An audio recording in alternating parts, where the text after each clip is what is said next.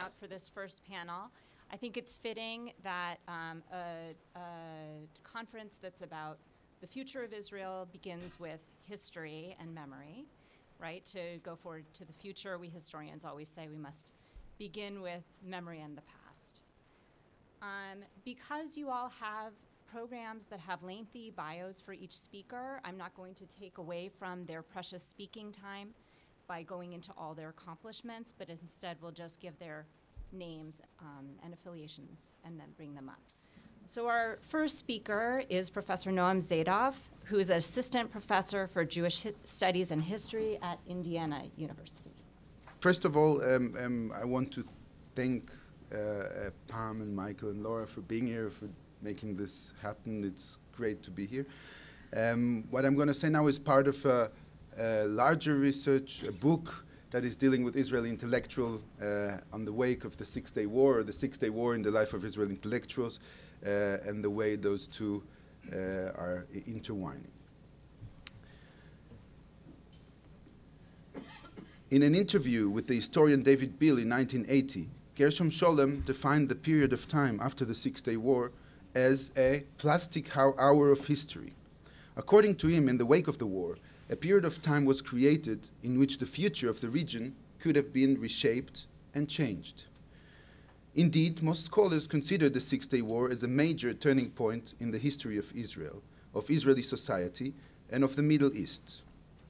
The radical geopolitical changes caused by the war influenced Israeli society and politics and are responsible for many of the transformations it underwent during the 21st century. But what kind of a turning point was it for the people who were living through these changes? Was it only a straightforward cut in which a completely new situation led into a reevaluation of the whole Zionist enterprise and opened new possibilities? Or perhaps the forces of continuity were also stronger than they might have seemed on a first glance, and the acting powers were confined to an existing logic that brought them to choose certain direction, which roots lie in the past.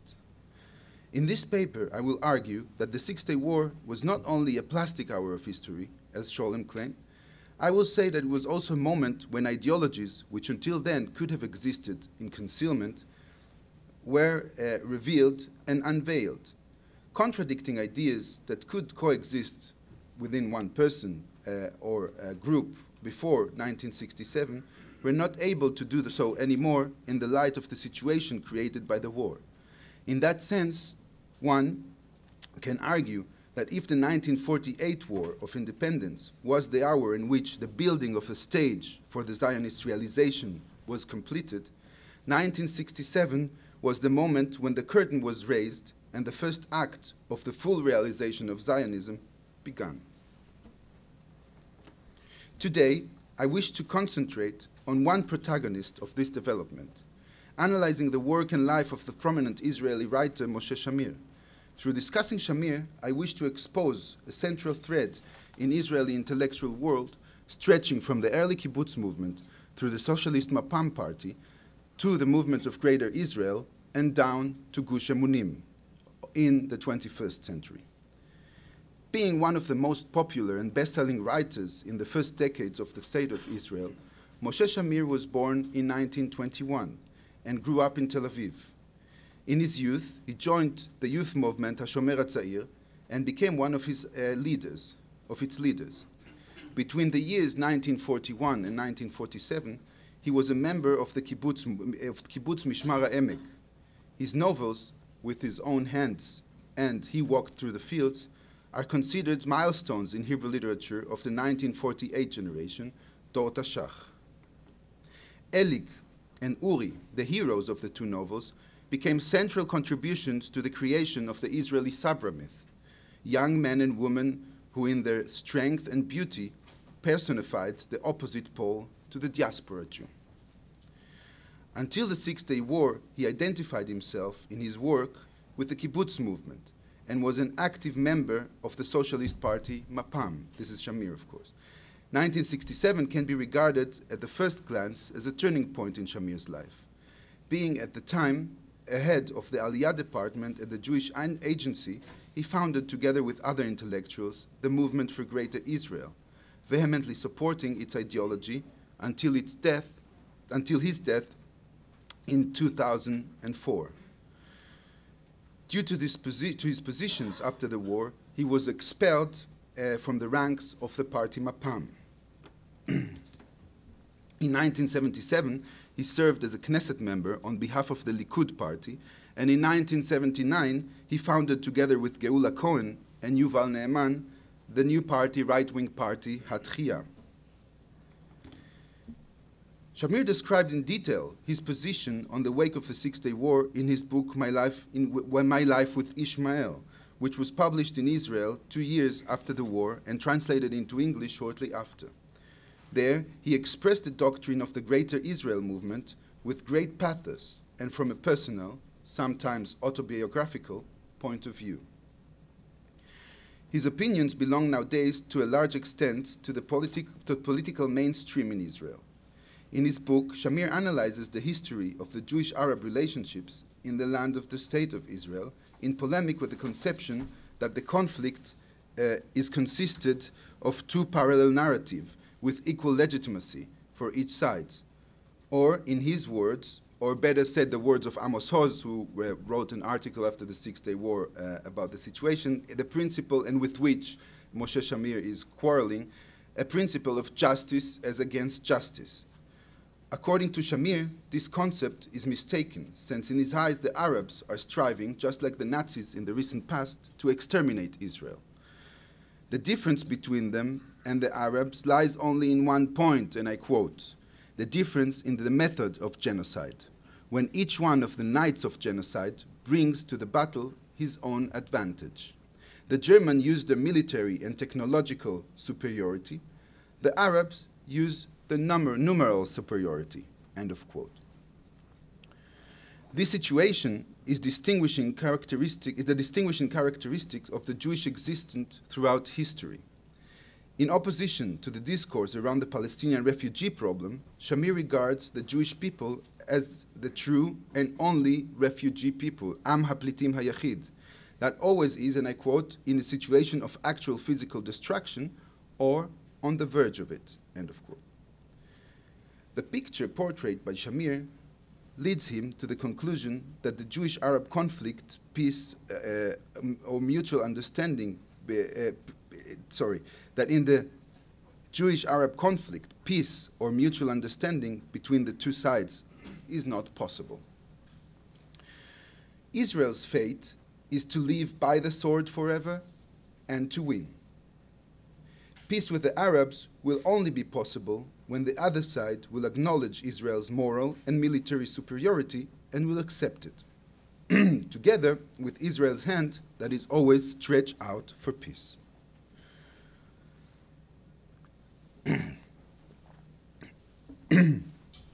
But until this day will come, the only real solution to the problem is by strengthening Israel from within, through supporting Aliyah and through settling in the territories conquered through the Six-Day War.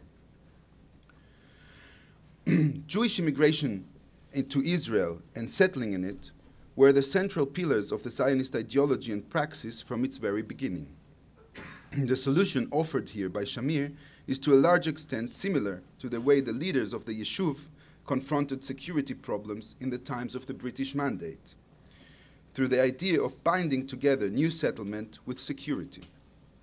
Shamir is aware of this, and he mentions it directly, remembering the role of the youth movement in his early years. And I quote, "HaShomer HaTzair provides me, among thousands others of his members, the consciousness of a greater Israel.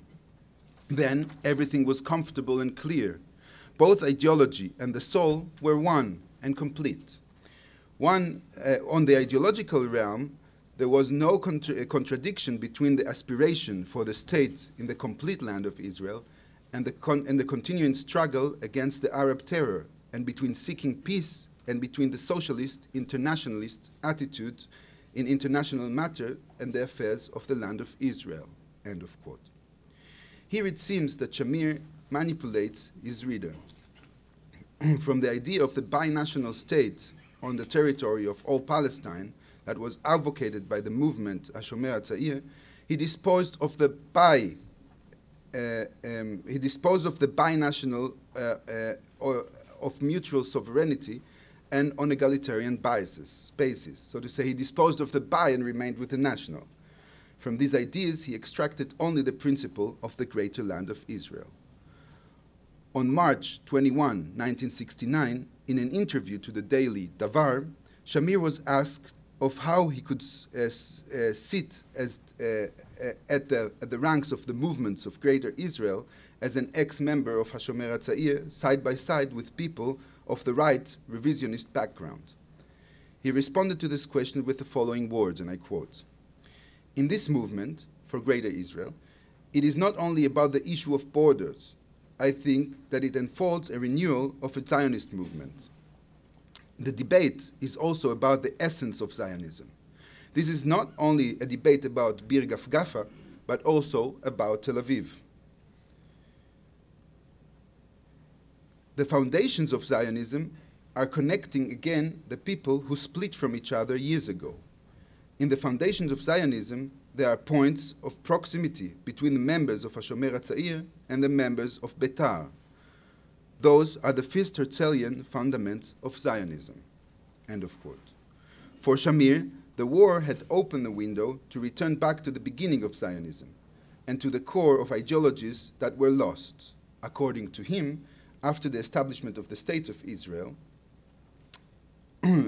Therefore, he claimed that the main issue was not the borders of the new old land, but the bigger ideology behind it. Despite all that, it's also possible to argue the opposite, that the new reality created a situation in which everything was about the new borders, and not anymore about social and economic issues.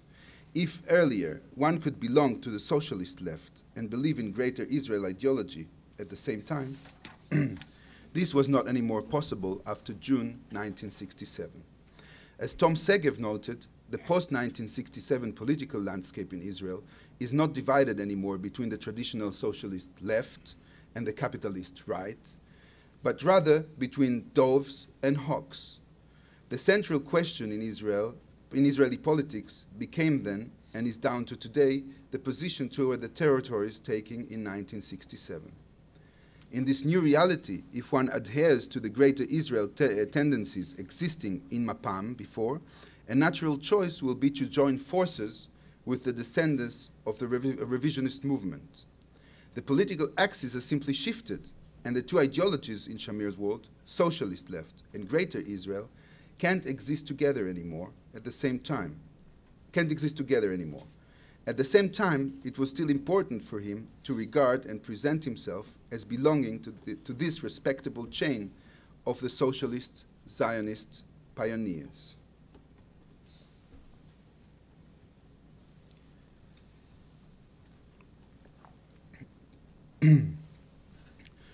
To the question of the place of the socialist life within Zionism, the link between socialism and nationalism within Judaism, Shamir dedicated a whole book entitled Chut HaShani, Al Tzionut VeSozialism, Nisayon LeMaazan Histori. The main, we translated the main thread on Zionism and socialism, an attempt for an historical balance or evaluation. This book was published in 1987, shortly before the outbreak of the First Intifada. In his earlier book, Shamir dealt with what he understands as the external threat to the Jewish existence, so to say, the Arabs. This book is dedicated to historical development of the threat from within, so to say, the socialist movement.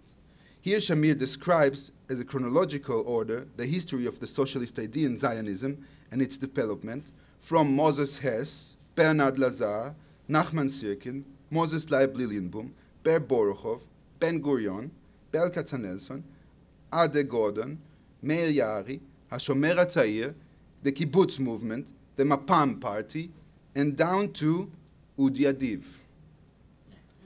Born in Kibbutz Gan Shmuel, Adiv fought the Six-Day War with the force that first arrived to Jerusalem. After the war, he became a member of the radical left, leftist and anti-Zionist group Matzpen. In 1973, he was accused and convicted of spying for Syria and planning terror attacks on Israel. He was sentenced for 70 years in prison. In 1985, 2 years before Shamir's book was published, Adiv returned to the public discourse in Israel after his early release from prison. Shamir recognizes Adiv as a symbol for the failure in the way socialism was integrated into the Zionist movement in Israel. Adiv is an outcome and a symptom of the bourgeois lost passion and lack of Zionist hunger that took over the kibbutz society. And I quote, "Here lies the great sin of the kibbutz movement as a whole, and of each and every kibbutz for itself after the Six-Day War. The conscious or subconscious refusal, the restraining willingly or out of necessity of the young generation in Israeli kibbutzim from a vast settlement, a large and exciting pioneer movement on all the territories of the land of Israel. In the greatest historical hour, the gates of history were locked before the generation to whom this hour belonged." End of quote. The sin of the kibbutz movement was thinking that Zionism fulfilled its goals with the establishment of the State of Israel. According to Shamir, this is also the point where Zionism failed, settling with the existing situation and dedicating itself to everyday life. In other words, the notion that Zionist utopia was realized and taking the challenge of dealing with this achievement was for Shamir the main point of weakness. Against this failure, as contrast to Udi Adiv, Shamir offers the ideas of Yitzhak Tabenkin. Being also a member of the movement HaShomer HaTzair and one of the fathers of the Zionist left in Israel, Tabenkin combined his ideology socialist and nationalist doctrines. He represented a stream within the Yishuv left and later on in the ranks of the left party Mapam that was against the partition of the land of Israel and strove for the creation of the State of Israel in the greater territories of the land of Israel. After the Six-Day War, Tabenkin published a booklet entitled The Lesson of the Six-Day War, Settling in an Undivided Land, where he stated, among others, and I quote, "The combination of defense and settlement, the close proximity of the person holding the rifle and driving the tank with the one holding the plow and driving the tractor, this is the way in which our power in this land was created and invigorated." End of quote. According to Tabenkin, not to continue acting according to these guidelines, guiding ideas, will be an irresponsible act which will have serious consequences. Based on Tabenkin, the main thread in Shamir's book, Hitz Chut HaShani, aims to link the activity of the organization HaShomer HaTzair, the pioneer Zionism that manifested itself in the Tower and Stockade settlement operation during the British Mandate years, to link all this to the project of settlement in the occupied territories, by presenting the latter as a natural continuation of the former movement. By doing that, Shamir provided Gush Emunim roots within the heart of the Israeli consensus. This he did through his biography and his writings. Biographically, Shamir was one of the intellectuals who influenced most of the Israeli culture, by being one of the most widely read writers and publicists who belonged for a long time to the mainstream left-wing circles in Israel. As part of the historical changes and his new positioning within Israeli society, he also recruited his own biography to justify the settler movement after 1967. In his writings, Shamir presented the settler movement as the true heir of Zionist left. An example for the attempt to present this new wine in old vessels can be seen on the one hand on the one of the first posters of Shamir's Techiyah party from 1981. There, a black silhouette of a handsome young Sabra can be seen as against the background of an Israeli flag, as you see here. As it soon turned out, the image of the young man of the flag was no other than one of Yaakov Shabtai, the prominent Israeli left-wing writer. Here, this is the picture of Shabtai at the time that he was a member of HaShomer HaTzair.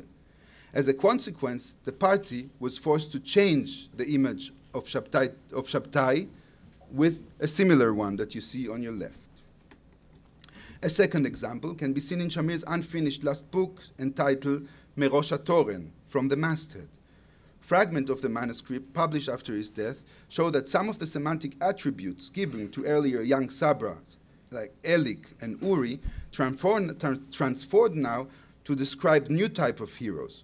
Two religious settlers in Samaria.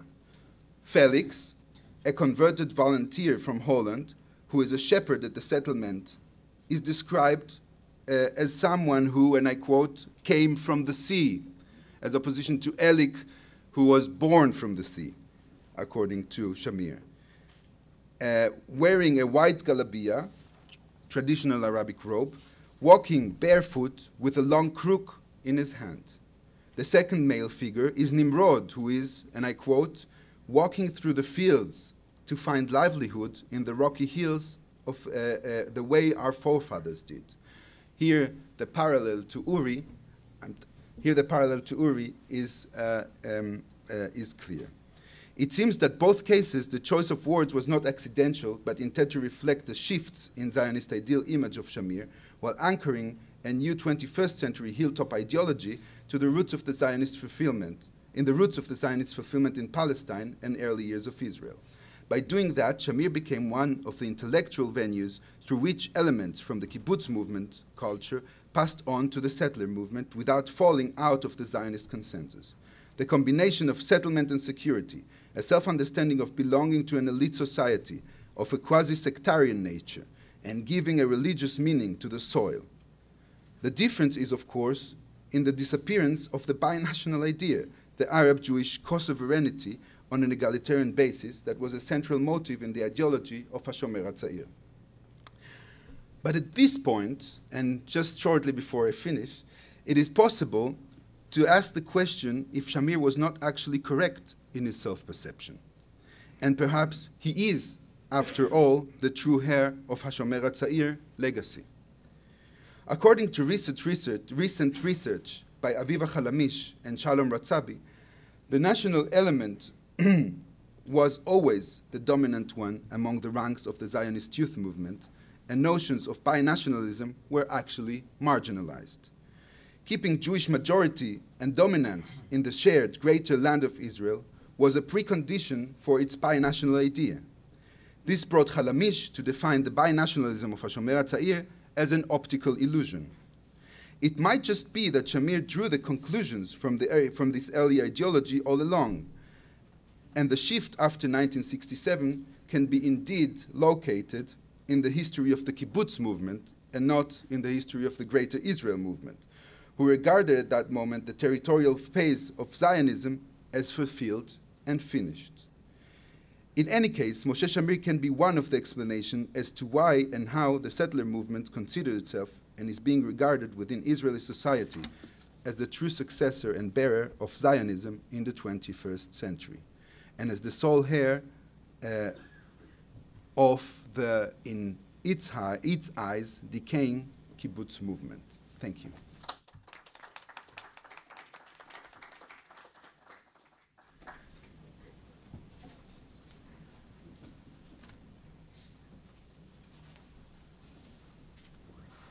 Thank you.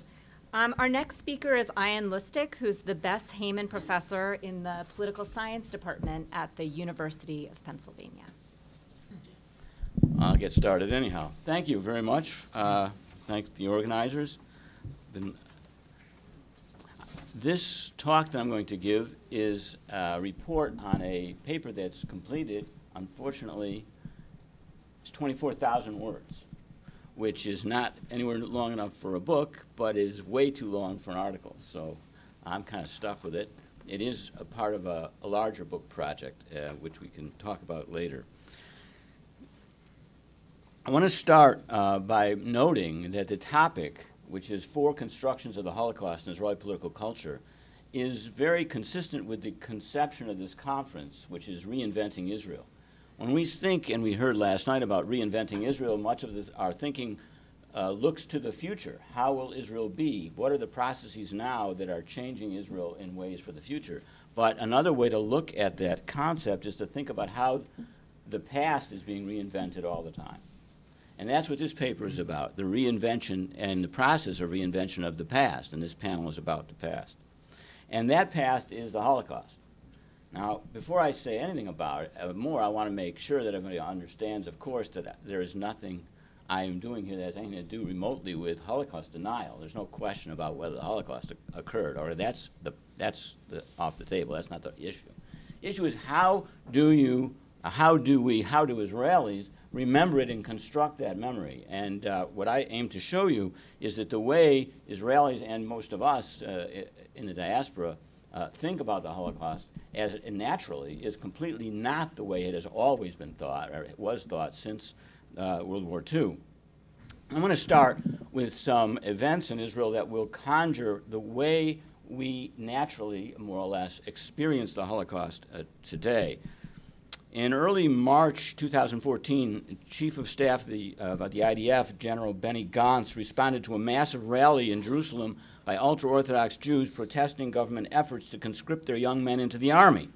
In a widely publicized meeting, Gantz told dozens of ultra-Orthodox soldiers that, quote, in Auschwitz they did not differentiate between us. We all went to the crematoria, regardless of who wore a kippah and who did not wear a kippah. And they did not distinguish between those with beards and those without beards.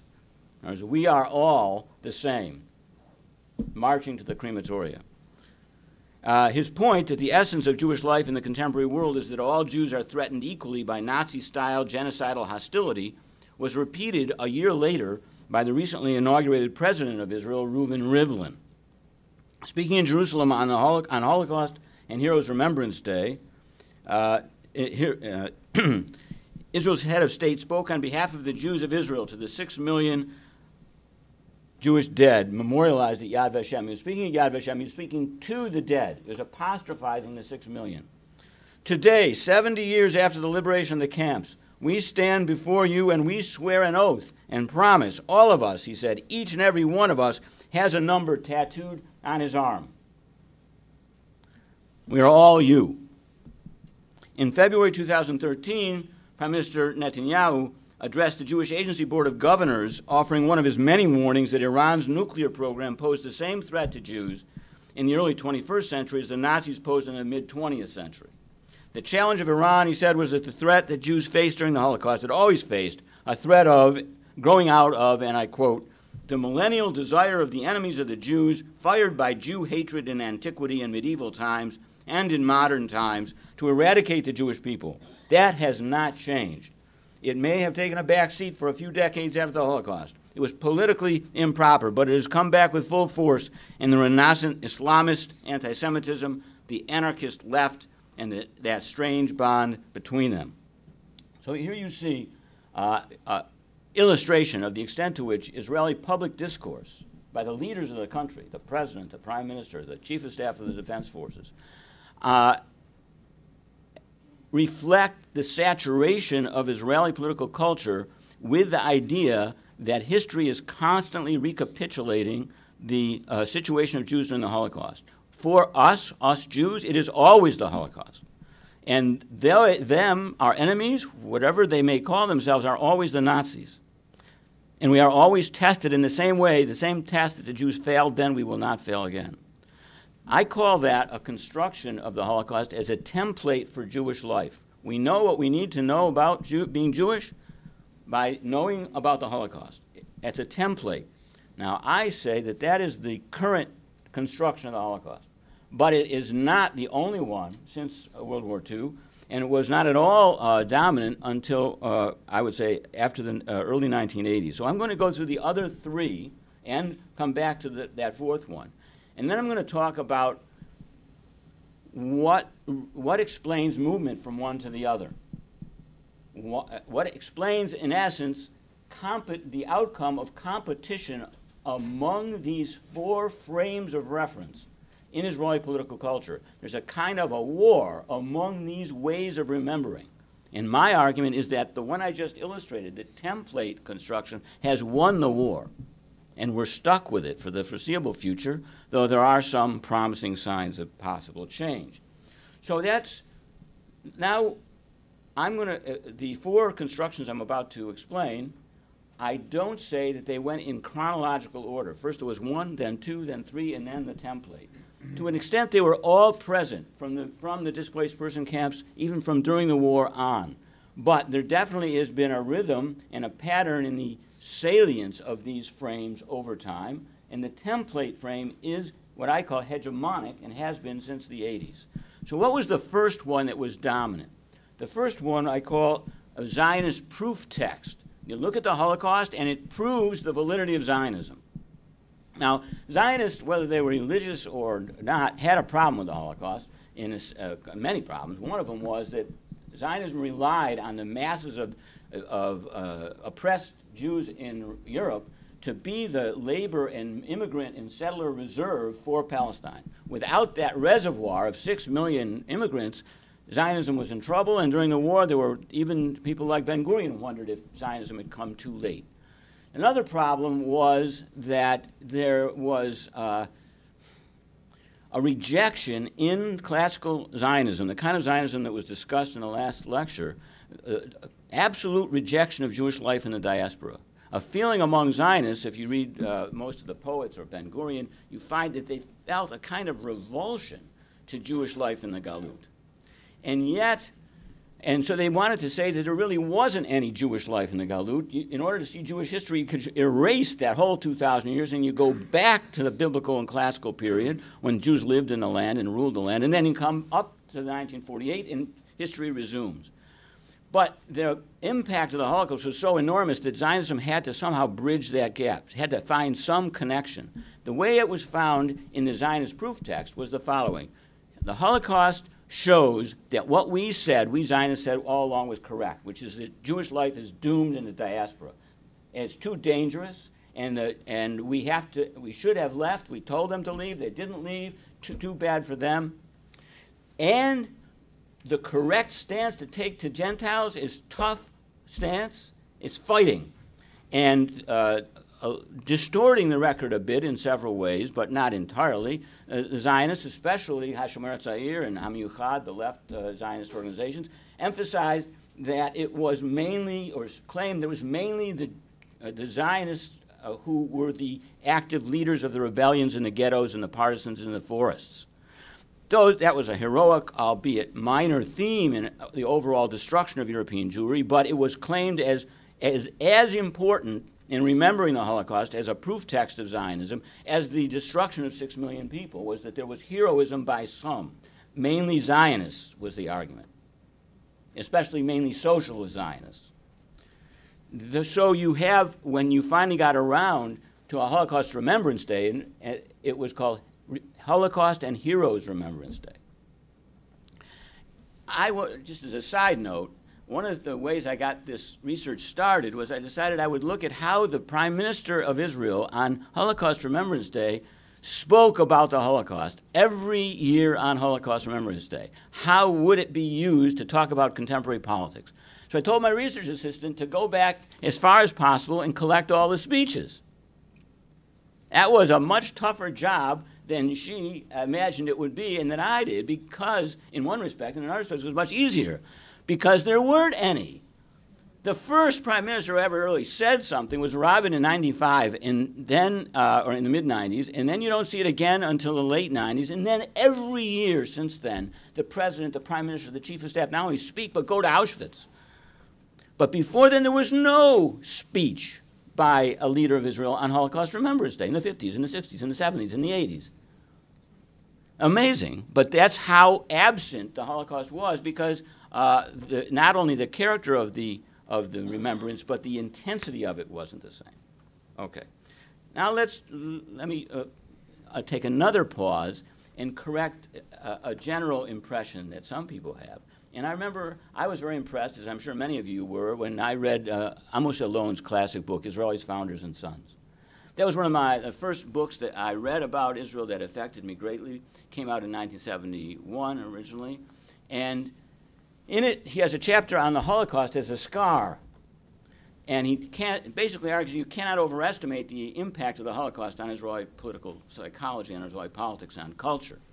And I actually think he's right about that, but not in the mechanism. Because the way he portrays it is there was a Holocaust, and it scarred, it directly traumatized Israelis, and that's why they're the way they are. And what he leaves out is the way that what happened there gets remembered in process. Because if it's just the scar that traumatizes directly Israelis, then they will always see it the same. In fact, they see it very differently, in as I say, mainly 4 different ways. Now, let me go back now to the constructions. I've given you the last one, the template, and I started talking about the proof text. And the proof text comes in 2 versions. One, I've told you, the classical secular Ben-Gurionist version of they should have left, we told them to leave, they didn't, it proves we were right, and also the Warsaw Ghetto Uprising, etc., proves that the way that that we're fighting in Tel Hai and elsewhere against the Arabs is the correct way to act towards Gentiles in general, and we figured that out long ago. But then the religious side of it, we heard a bit in the lecture last night. This kind of horrific idea that Tzvi Yehuda Kook and others, either ultra-Orthodox or some national religious, argue that the Holocaust was God's way of teaching the Jews that they shouldn't be in the diaspora. This really, last night we heard the word excision used, forcible excision. And notice that that is a proof text. That's using the Holocaust as proof of religious Zionism. See? Yeah, we can understand the Holocaust. It's a little tough to understand it, but that's why it happened, just the way we said. We have a covenantal relationship with God. Forget about the oaths we took, supposedly not to come back to the promised land by force. We are supposed to do it, and God is teaching us to do that. Now, what's another one of the constructions I've told? That is, I call it, the Holocaust is a wasting asset. A wasting asset. What does that mean? It means that in late 40s, early 50s, Israel was in desperate economic shape. Actually, the Israeli diet was worse than the German diet, and Germany had been destroyed in World War II. So desperately needed money. There was obviously out-migration, a net out-migration of Jews, and the leadership was afraid, without resources, whether the country would survive. One way to get money was to go to Germany. But the Allies were very cruel, and they wouldn't go to Germany for the Jews. Basically, they told Ben-Gurion, and if you want money from Germany, you're going to have to go to directly. Because the Allies wanted Israel's help in denazifying, in reintegrating Germany into the Western Alliance. So if the Jews would talk to the Germans, then they could stop the denazification process and accept Adenauer's Germany as an ally. That was distasteful, but it wasn't so distasteful, given how much money was involved, that Sharet and Ben-Gurion wouldn't get involved. Ben-Gurion already had an attitude toward the Holocaust during the war, which his biographer, his very hagiographical biographer, Tevet, summarizes by saying that Ben-Gurion tended to look at the Holocaust when he could, after he got over his initial shock, as a kind of beneficial disaster. That is, what can you get? Any disaster, any problem that Ben-Gurion faced was one that you always had to look and see what you could get out of it. And the same thing ultimately with the Holocaust. So there what he felt was, amazingly, the Goyim feel guilty. They almost never do about how they treated the Jews. And now they do for a while. We got to take advantage of this while they still feel it, because otherwise we won't get anything out of it. So quick, negotiate with Adenauer and get as much money as possible. That was the reparations agreement. He had already used this wasting asset idea during the UN debate over partition. Right before the vote, he found this ship, we renamed it the Exodus, put a few thousand refugees on it, and then stranded them in the middle of the harbor in France after the British wouldn't unload them. And this generated tremendous sympathy for Zionism, helped pass the partition resolution, and allowed Ben-Gurion to talk about the refugees in the hold of this ship as braver than the Warsaw Ghetto Uprising fighters, because the fighters had no choice, but these people did have a choice. But once they were out of the ship and back to Israel after 48, Ben-Gurion just said, no, not interested in you anymore, the Holocaust is over. He was exploiting the Holocaust and the feeling of the West and feeling of the world of guilt as a wasting asset. You can see this in other times as well, but I want to go on to the next template, which I haven't mentioned yet. And that's the least salient, but perhaps the most important in the long run. And that is the construction of the Holocaust as a lesson in human rights. It was, after all, a Jew, Raphael Lemkin, who invented the word genocide. And the idea, one of the ideas behind the Eichmann trial was to use the Nuremberg judgments, which were all about the Holocaust as an insult to human rights, as a crime against humanity, not a crime against Jews, but a crime against humanity. And this was part, if you read Hausner's indictment, actually a good part of it is about using this notion of a crime against humanity in order to justify the trial. That template was visible in Israel less than the others. It was most prominent in the years after the Eichmann trial, when there were several attempts within the education ministry and elsewhere to introduce new education into textbooks that would teach Israeli Jewish children that the Holocaust was not just a crime against Jews, it was a crime against humanity, and that all peoples should learn from the experience of the Holocaust to endorse democratic and liberal values. These efforts didn't last long. They were reversed quite quickly, but they do show the presence of this fourth construction.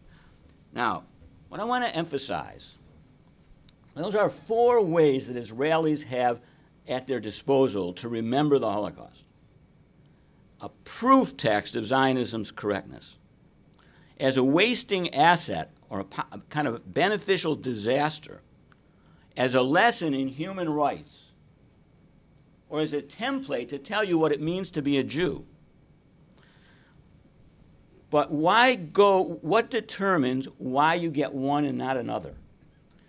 And when you look at the process in Israeli political culture of changes in textbooks, changes in the way the elites talk about the Holocaust, changes in literature, changes in the way the average Jew thinks and feels about the Holocaust, you see that the patterns of this competition are driven by 2 kinds of things. On the one hand, in every period of time, elites are looking for ways to use the Holocaust to advance their particular stance and their particular objectives. So we can see how Ben-Gurion did that, but I could go through all the elites.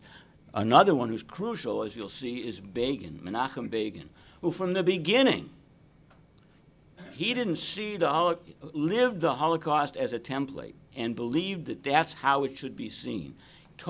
Everything was about the Holocaust. I first saw Begin in Tzfat in 1969 in an election rally. 1969. And all he talked about was the Holocaust and the Arabs as Germans. That's all he talked about. It's almost all he ever really talked about. That didn't matter. So for him, it was a wonderful thing when the unintended consequences of the Eichmann trial was to deposit the sentiments of Israelis into his hands. So in other words, there are 2, as I said, there are 2 kinds of factors that drive this competition among the 4. One is that elites are looking for how they can make something out of a particular memory of the Holocaust. The other one are changing circumstances and the unintended consequences of those memories that have been constructed. The Holocaust is so immense, I mean, the actual event, so immense, so, as it is said, unmasterable, that no single construction, no attempt to make hay out of it will succeed. The unintended consequences of such an attempt will always subvert it and overwhelm it. And in every case, every one of these templates has had, every one of these constructions has had unintended consequences that are much more important than the intended consequences. So the intended consequences of the proof text was, see, we were right. The unintended consequences was to make Sabras feel hatred and revulsion and distance and alienation against Jews and Judaism in general. The intended consequences of the Eichmann trial were to prolong the wasting asset idea, keep Gentile guilt alive, and also get the Israeli population to feel more identification with the victims of the Holocaust, not to be so distant, to really feel it. But the result was, in part, to give you an example of an unintended consequence, is that the Israeli Jewish population, Mizrahim as well as Ashkenazim, started to feel so strongly identified with the victims after witnessing hundreds of hours of atrocity, basically the theater of Jewish suffering, which is what the Eichmann trial mainly was, that when the Six-Day War appeared, the waiting period, and when the Yom Kippur War appeared, they were able to feel themselves as not only like the Holocaust victims, not to say, oh, well, they were just diaspora Jews, cowardly, craven, despicable, not like us. Then now, after Eichmann trial, they really identified with them, and when the Six-Day War and the Yom Kippur War occurred, they felt as them.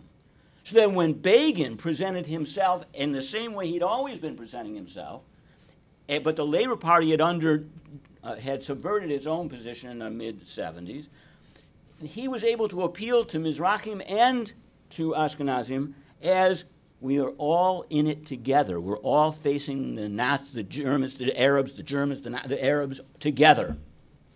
And it's been that way since. So the unintended consequence, one of them, of Ben-Gurion's Eichmann trial was to deliver the Israeli population culturally to Begin's way of thinking. And we've been living with that ever since. Now, the unintended consequence, I know I'm running out of time. I'll give you two more examples of what I mean by unintended consequence. One is the way when Ben-Gurion went and tried to use the wasting asset construction to get money from Germany. That meant he had to identify himself as having feeling for the Jewish victims. And Israel and the government of Israel, and specifically Ben-Gurion, should be the address where the Germans give the money to him. The unintended consequence of that was for the right to bring out all the suspicion they ever had of Ben-Gurion, of the Mapai, for having an agreement with the Germans in the 1930s, the transfer agreement, in which the Zionist movement was the only organization in the world to break the German boycott, Jewish organization, and then to look at the Kastner trial, which is way too complicated to get into, but in the early 50s, a low-level labor official who had negotiated with Eichmann in order to save thousands of Jews was accused by the right wing and others of being in bed with the Nazis and dooming Hungarian Jews to genocide in order to rescue their friends and political associates. And actually, the courts ruled in favor of the accusations against Kastner. So in trying to do one thing, Ben-Gurion, and that destroyed the Charette government, and in part led to the Eichmann trial in order to show, no, we are tough against the Nazis. See, we go out and grab them even in Argentina, but then the unintended consequences of that I've already shown you, which is to help deliver the country to the right. Now, the final thing I want to say is, what are the unintended consequences of the template? We're living in a world dominated by a Jewish idea that all you need to know about being Jewish is the Holocaust. We have thousands of little hyperlinks in our mind. So whenever we see barbed wire, or we hear the word truck or train or showers, we have a single kind of association. The unintended consequences of that, which according to my argument should be much bigger than helping Begin get to power, is a vicious cycle of paranoia, of seeing everything as if they're out to get us again, the Nazis are out to get us again, leading to preemptive belligerence and oppression of others, leading to a pariah status increasingly accorded to Israel and in many ways to Jews who support Israel, which then leads to more paranoia and more conviction that in fact this is what the world is all about, the Nazis, the Gentiles against the Jews. And the last paragraph of my paper, which is one sentence, so I feel I can read it, two sentences. Ultimately, the Holocaust is just too immense an event, too protean, too subversive of all purposive narratives for it to be contained or disciplined by a formula. In the battle of constructions, the Holocaust as moral object lesson may be poised to make a comeback. The unintended consequences of the moral object lesson was that Israelis used the Holocaust to criticize Israeli policy against Arabs. That's the unintended consequence. In the battle of constructions, the Holocaust's moral object lesson may be poised to make a comeback, but only if the demise of the Jewish polity itself does not become the largest unintended casualty of Holocaustia's ascendance. Thank you.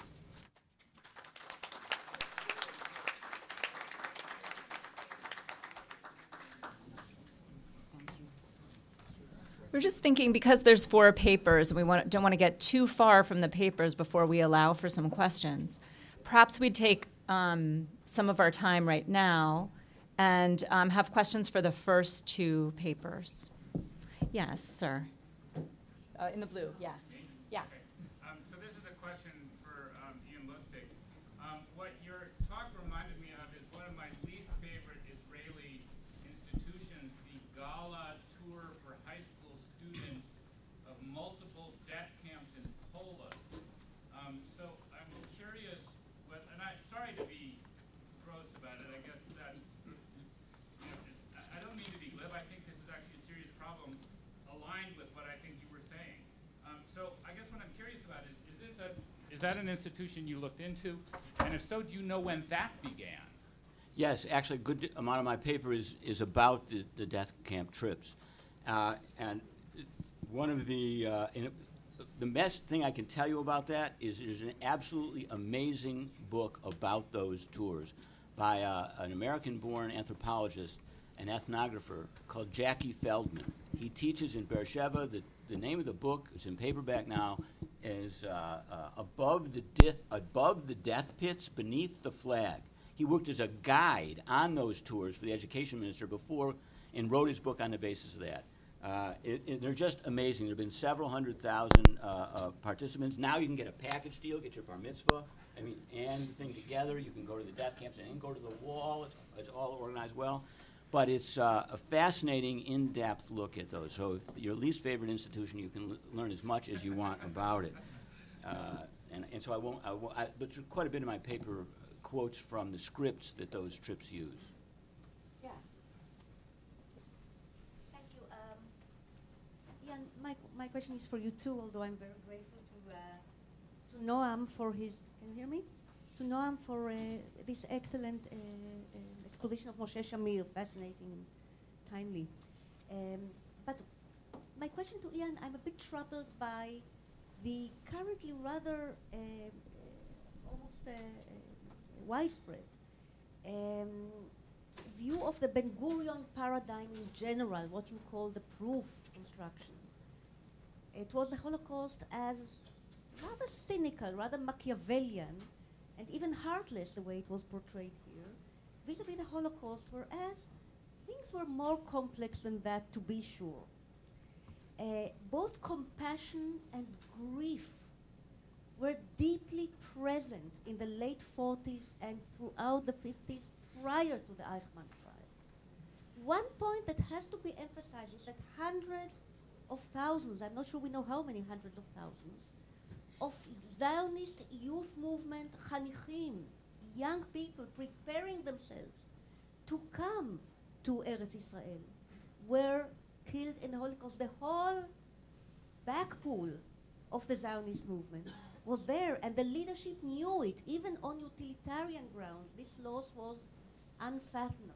Yes. And then there was the grief, and then there was the compassion. One thing, one example, just one.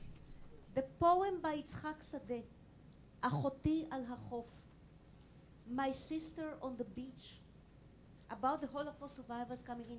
It is certainly within your proof construction. It is about us, the Zionists, למענך חזק אהיה, למענך אף אכזרי אהיה. For your sake I should be strong and even brutal.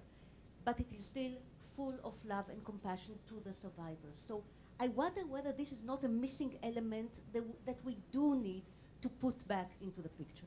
So there's no question about those emotions: grief, despair, fury, revenge, agony, all of those. And in fact, the reason those are so important is that Ben Gurion, if he had his druthers, he would have forgotten about it. And he never spoke about the Holocaust. He hated talking about the Holocaust. He didn't want to think about it. But because of the reality of those emotions, at the mass level, no politician could avoid it. So they had to come up with constructions. The reality, the emotional reality, is what makes my paper necessary to write. It's not a substitute for them. It's the reason why politicians, if they didn't construct it, their enemies would right away.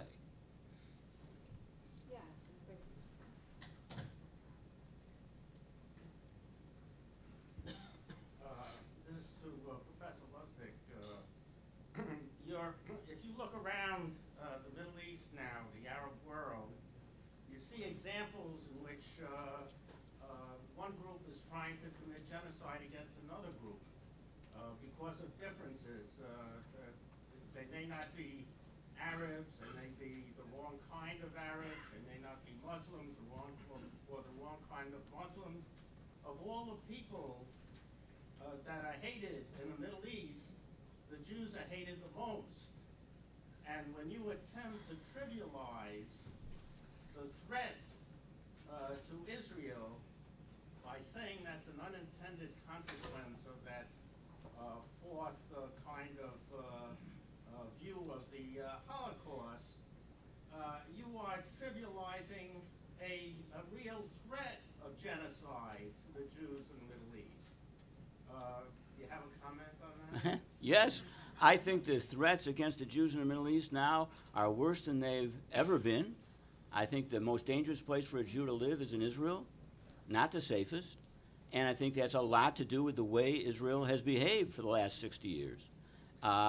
And part of my argument at the end is that there is this vicious cycle that the template construction contributes to. The policies that Prime Minister Begin put into place and his Likud parties since the late 70s that doomed opportunities to make the Middle East a less vicious place for Jews have their roots in part by this kind of appeal. So that's a tragedy. You're describing a tragedy, but it's not a tragedy that's not partially explainable by Israel's own policies. Give me a chance to respond. Maybe it's up to the moderators, but you can always talk to me or write me by email if you want to respond. So also a question for Ian. I wonder whether... Iron. For everybody who wonders, it's iron. Yeah. It's okay. I've known you for only Yeah, 40 I know. years, so I should I know, and for 40 years it's been... So anyway, my question for you, toward the end of your talk, you mentioned, at least you hinted at possibility of getting out of the patterns Yes. that we have developed. I hope maybe you can develop this idea a little bit more. And one comment that I would make is that victimhood is not necessarily and not only a Jewish thing. I think we are probably better in it than many other people. But it's existed, for example, among Poles and among Chinese and Russians and many others, and whether you have looked at it a little bit in a comparative sense and trying to put it into larger context. I've not studied Jews as in some kind of comparative victimhood study, no. But what I was alluding to in terms of, which I didn't get into in the 20 minutes I had, was that the least salient construction, the construction of the Holocaust as a moral object lesson for dealing with genocide, whether against Jews or anybody else, this was Hannah Arendt's critique of the Eichmann trial, that this should be a vehicle for Jews to protect not their own privileges or rights per se, but those of all peoples. And that is present in Israeli political culture and certainly in Jewish political culture, and is the basis for serious critiques of Israeli policies that have the potential of helping Israelis adapt to the world that will be the world they have to live in the 21st century, which is to recover from having been consigned to a pariah status, for understanding that. And this is a tough thing for Jews to hear. I know it's very tough to hear, not for me to say. But if you look at South Africans, the white South Africans in the 1970s and 80s, when they were subjected to international boycotts, they blamed the world, not themselves. The world is all communist and crazy. We're the rational ones. Only in the late 80s did some of the South African elite start to say, okay, clearly we have to change. The world's not going to tell us when or how, but we have to change. Well, that switch in the discourse has yet to happen in Israel, except in some quarters, and in those quarters, the Holocaust as an object lesson for Jews how to behave, not just for non-Jews, is a critical element. We're going to take one more question now so that we keep on time. That's from Iris.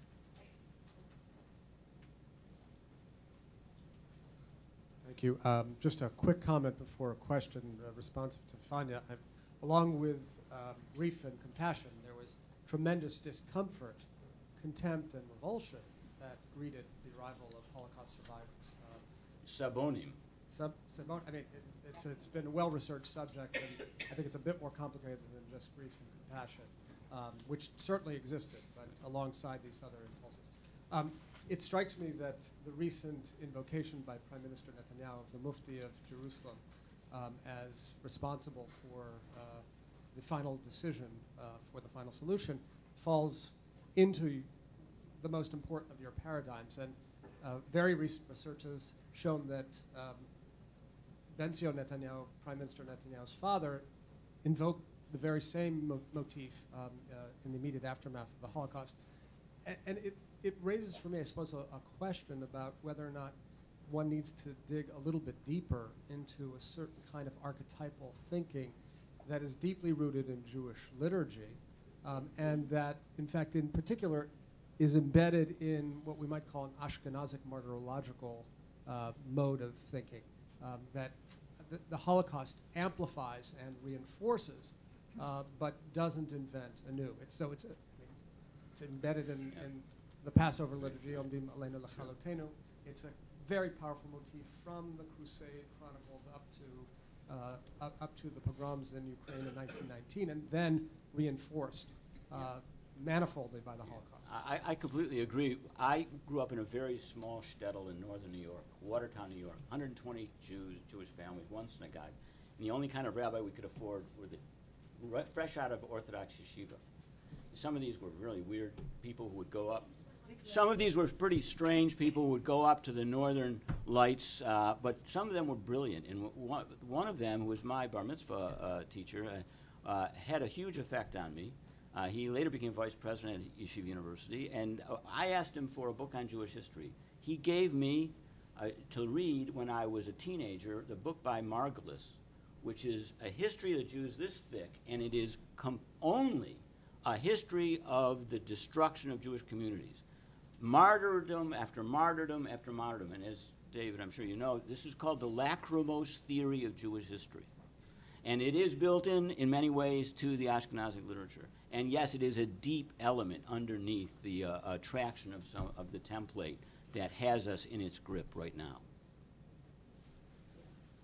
So we'll have a chance for more Q&A at the end. But now we're going to turn to our next speaker, Sminar Sheffi, who is a lecturer in the Department of Art History at Tel Aviv University. She's also an art critic, and independent curator. And her talk today is entitled A Quest for New Memory, Contemporary Israeli Artists Representing the Holocaust and Its Commemoration. Thank you. And we should Here's a clicker. You can just press this button to go forward. Brilliant. Can I go backwards too? Yeah. Brilliant. Thank you. Okay. Thank you. Good morning. Thank you all for coming. Thank you for, thanks to Michael Brenner for inviting me, and Pam Nadal and Laura. I really couldn't have asked for a better lecture before mine. Thank you so much, Ian Lustig, and I'm going to actually show some art that has to do exactly with your idea of the template. I think that it actually shows that it's right. I call this a quest for new memory just because many of the artists that I'm showing, and I think that the oldest piece that I'm showing is from 2006, actually argue with this template that has become so present in Israeli life. Just a minute, let's see if this works. No, there. Okay, some manifestations of Holocaust memory in Israel. Exactly the March of the Living. Somebody asked since when the March of the Living has been going on. Israeli groups have been going to Poland since 1988. The artists that I'm showing here, more than 90% of them were in these marches in Poland. This makes an enormous impact when you make art. about a subject. If it's something that is just abstract and you're talking about something you learn in history books, you've gone through the ceremonies, or you've actually been there. The feelings towards these marches have gone through huge changes, which I will not go into now, but they do definitely have to do with Ian Lustig's talk. And I think that you must understand that these are things that are going on. We're talking about a process. It's still since 1988. You have every year now more or less something like 40,000 Israeli high school students that go to Poland and do this Auschwitz-Birkenau, so on and so forth. Then just in Israeli, Israeli culture, which is really something really bubbling, The Flat, a 2011 documentary about friendship between the director Arnon Goldfinger's grandparents and Leopold von Mildenstein, which was the head SS officer for Jewish affairs prior to Adolf Eichmann, was top of the Time Out Tel Aviv for 49 weeks. That's something that was extremely popular, was shown just in theaters. People went to see it all the time. Then you have, I'm skipping some of the examples that Ian gave before in the Israeli discourse, but in 2014, our former education minister, Shai Piron, made it compulsory to learn the Holocaust studies from kindergarten, which I found absolutely appalling, but people saw it in very different ways. This is what I wrote very generally about the countless references to Holocaust in the daily Israeli political discourse, again, from issues of the West Bank settlers to Iran, to Syrian refugees. These things have been going on and on.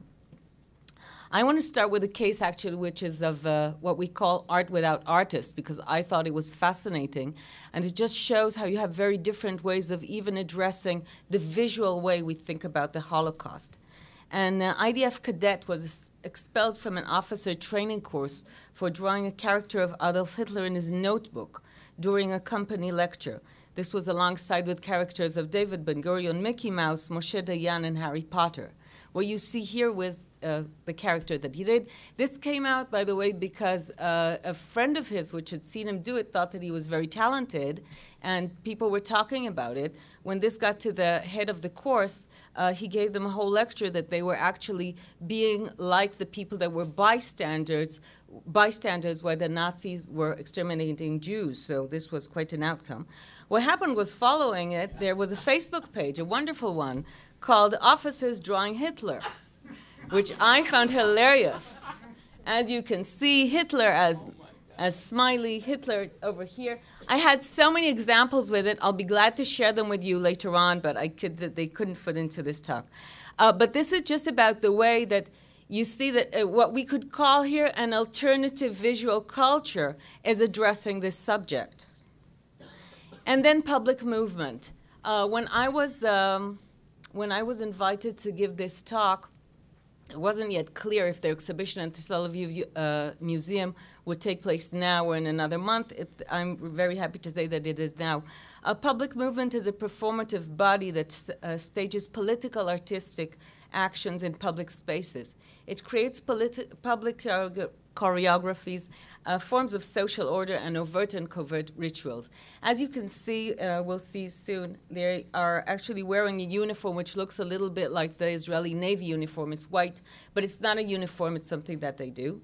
In April 18, 2009, one day before the anniversary of the Warsaw Ghetto uprising, public movement members, together with Polish participants, led a walk in the ghetto in the footsteps of Israeli and Jewish youth delegations, a memorial ceremony, a guided tour. This was offered to people by what we call an open call. I mean, anybody could enlist and join in this.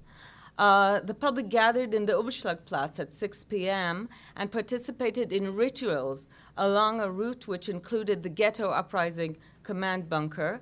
And there, I think we can, again, I would refer to what was in Ian Lustig's lecture, when he also spoke about who Israelis tend to think about, that they were the leaders or the initiators of this kind of uprising. The house where Ludwig Zamenhof, who invented Esperanto, has lived. I must say that Ludwig Zamenhof, for instance, in Israel, is definitely not a household name. Although he did something that was so interesting and has to do with, I'd say, the template that was not taken, if I may use that, of the human rights. then definitely they went through his house. And the Willy Brandt monument depicting the 1970 scene of German Chancellor Willy Brandt kneeling in regret of the Holocaust. Again, if we have to go to what was just mentioned, this recent Mufti Hitler, but with Benjamin Netanyahu. The closing ceremony took place at Natan Rappaport's Memorial for the Heroes in the Ghetto Uprising, with the laying of a public movement worth, speech and dance, and the closing concluded in a party. I'd like to show you Brian, I need your help. Where do I press that? I'm going to show you two very, very small parts of the ceremony. You just move this and you can click directly. Stay here. And will you be with me? And thank you. And we're going to see just a very brief part of it because of our time limit.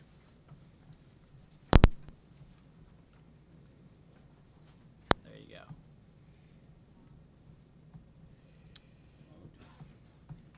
I promise it works. There you go. And you can move No, just stay here, just stay here. There's sound, right? Yes, there is sound.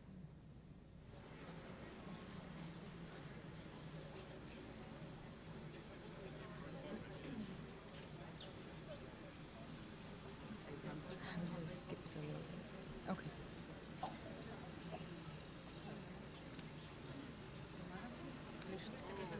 These are the members of public movement. They are Israelis. Most of them are Jewish Israelis. Not all are Jewish Israelis. So, hello everyone. Cześć, shalom. We are very, very happy to see so many people who arrived for this call of us for a new walk to the memorial path. So this is a public movement.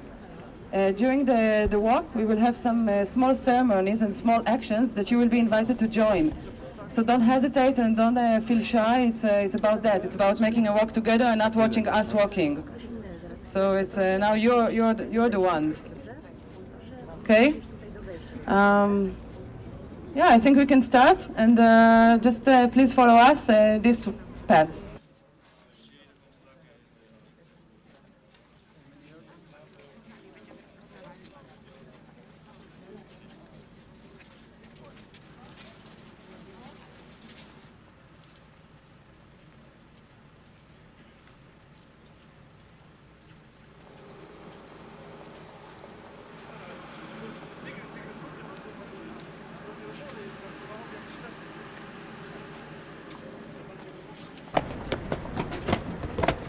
These are some actions that were during the walk that the members of the public movement do, having to do with manhunting, having to do with violence inside an urban situation.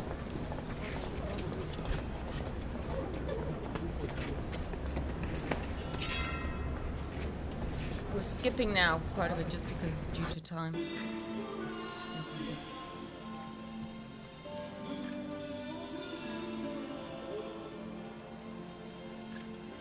This is an action that had different readings. Many Israelis thought about this being in the street of like the Viennese Jews that were cleaning the streets afterwards. Other people thought of it as Muslim prayer.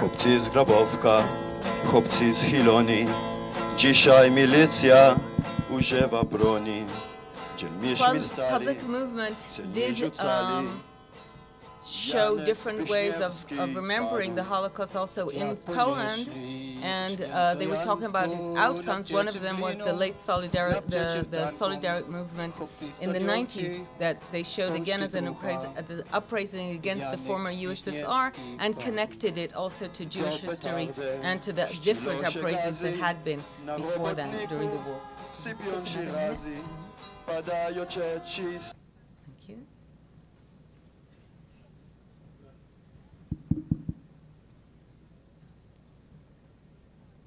You are asked to choose a side, to take a stand. We will say few calls, and you have to choose a side. Please listen. Capitalism! Socialism!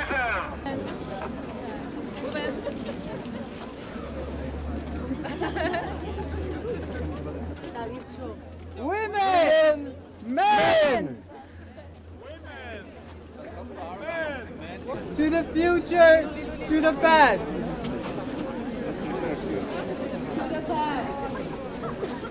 Palestine! Palestine! Backwards! Backwards! Backwards!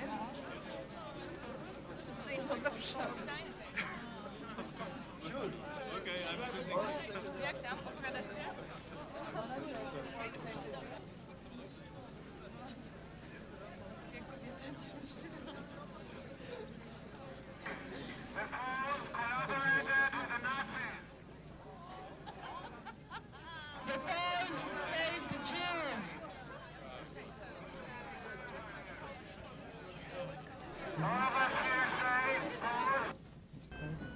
Just a minute. No, this is Zamenhof's house. Let's leave this.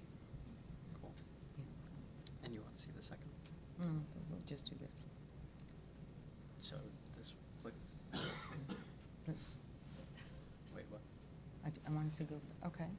Good. Just Yeah, play it. yes, just play it. Sorry. We're going on in the march, in the walk. Could you skip it now from almost till the end? Yeah. Thank you. This was the end of the action, of this public action.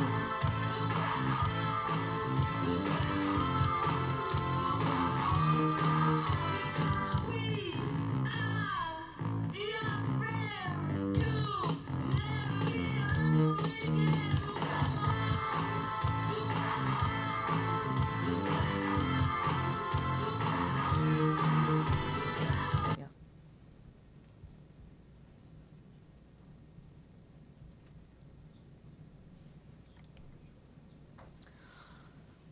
Looking at the Holocaust memory also in more traditional art. This is a painting called Mother by Nir Hod. He's an Israeli artist working in New York. I just wonder how many of you recognize this image? Very few do. I think that now you are all going to recognize it. And this is exactly what art can do. It can make us look at things differently and focus the way that we look at things. Again, this is a very short talk, and I'm talking about the way it represents the Holocaust. So I won't take it in the broader manners of looking in contemporary art with that, but I think that it's really it's quite fascinating to look at this. When this was exhibited in New York in 2012, there was even somebody that wrote that it looked as if it was an advertisement for Prada. The image, as you've already seen, is from the Stroop report of the liquidation of the Warsaw Ghetto. I think that this is what was exhibited. It was mother after mother after mother, taking the way that we look at things, multiplying it, and making us face an image in a different way. Another way that art has, really in the recent years, Israeli art has tried to show a different way of looking at the Holocaust, at the memory, was Yael Bartanah's trilogy. Now, I must say, I did bring with me one of the video pieces, and I think that Brian will help us show it during break if somebody will just want to see it. But we're talking about a trilogy, and Europe will be stunned.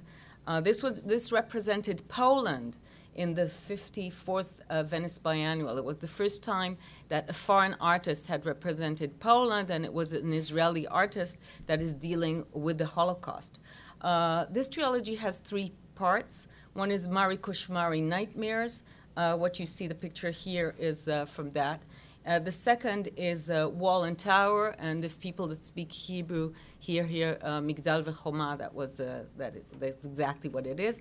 And Zemach, Assassination, which is basically based on the Rabin assassination, which we are commemorating right now in these days. What she had inside the trilogy actually also was it was in this sense a little bit like the public movement, because it was also an action. There was a movement, there was an office set up in Berlin to help Jews go back to Poland. And if to tell the story very briefly, the idea is that there is a new Polish leader which calls for 3 million Jews to come back to Poland, to come back and be with what he calls their Polish brothers. And inside this trilogy, you have the figure of Rivka, an archetype of Jews murdered in the Holocaust. This is the politician. By the way, he is a politician. He is a young Polish politician, member of parliament there, that spoke in Mari Kushmari, gives a very, how shall I say, very heated speech calling Jews to come back to Poland. And there he tells them, do you think that we have forgotten Rivka? This is Rivka, which looks, as I said, this is really a very stereotypical way of showing a Jewish woman from the Holocaust. And he says, do you think that we've forgotten that we took everything from her, that we took her blanket, that she was in the cold, but we want her to come back, we want her to come and be with us because Poland is so empty. Exactly the kind that you hear many times, this argument from German intellectuals that Germany was drained of intellectuals after the Jews left or the Jews were exterminated. She is first what you saw, this is from the first part of the trilogy, the Mari Kushmari, and this is from the last one, the assassination.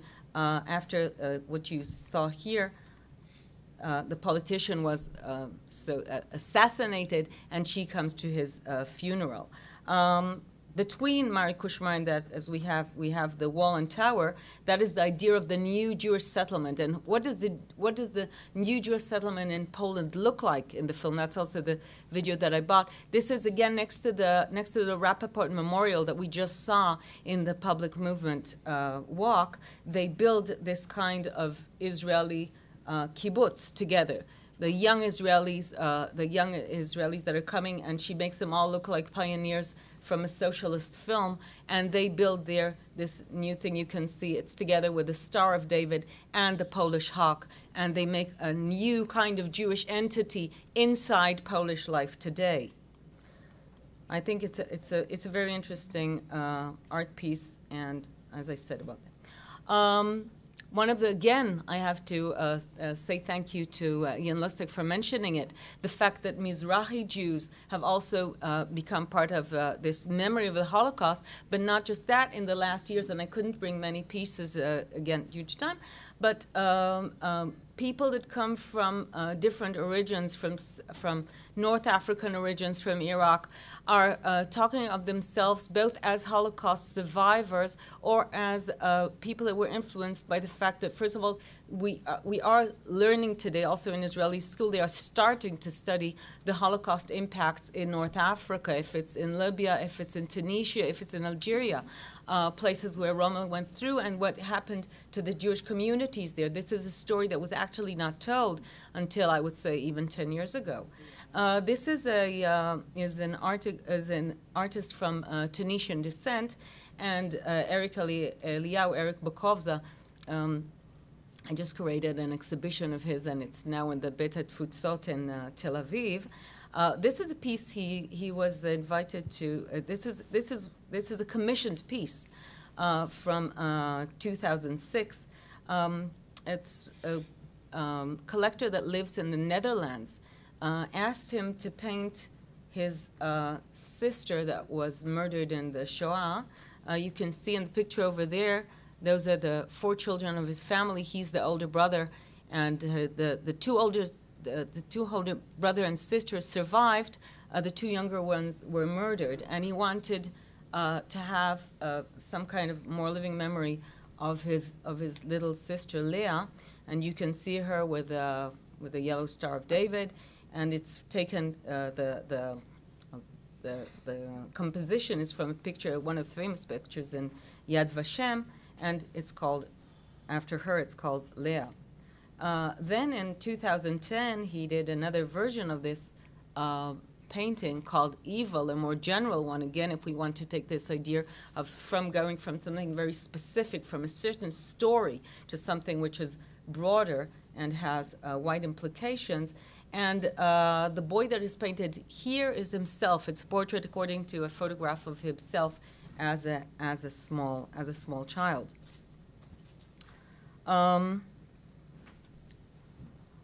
This, I think, it's my last example, and it's Michael Kovner. It just came out, Yechezkel graphic novel.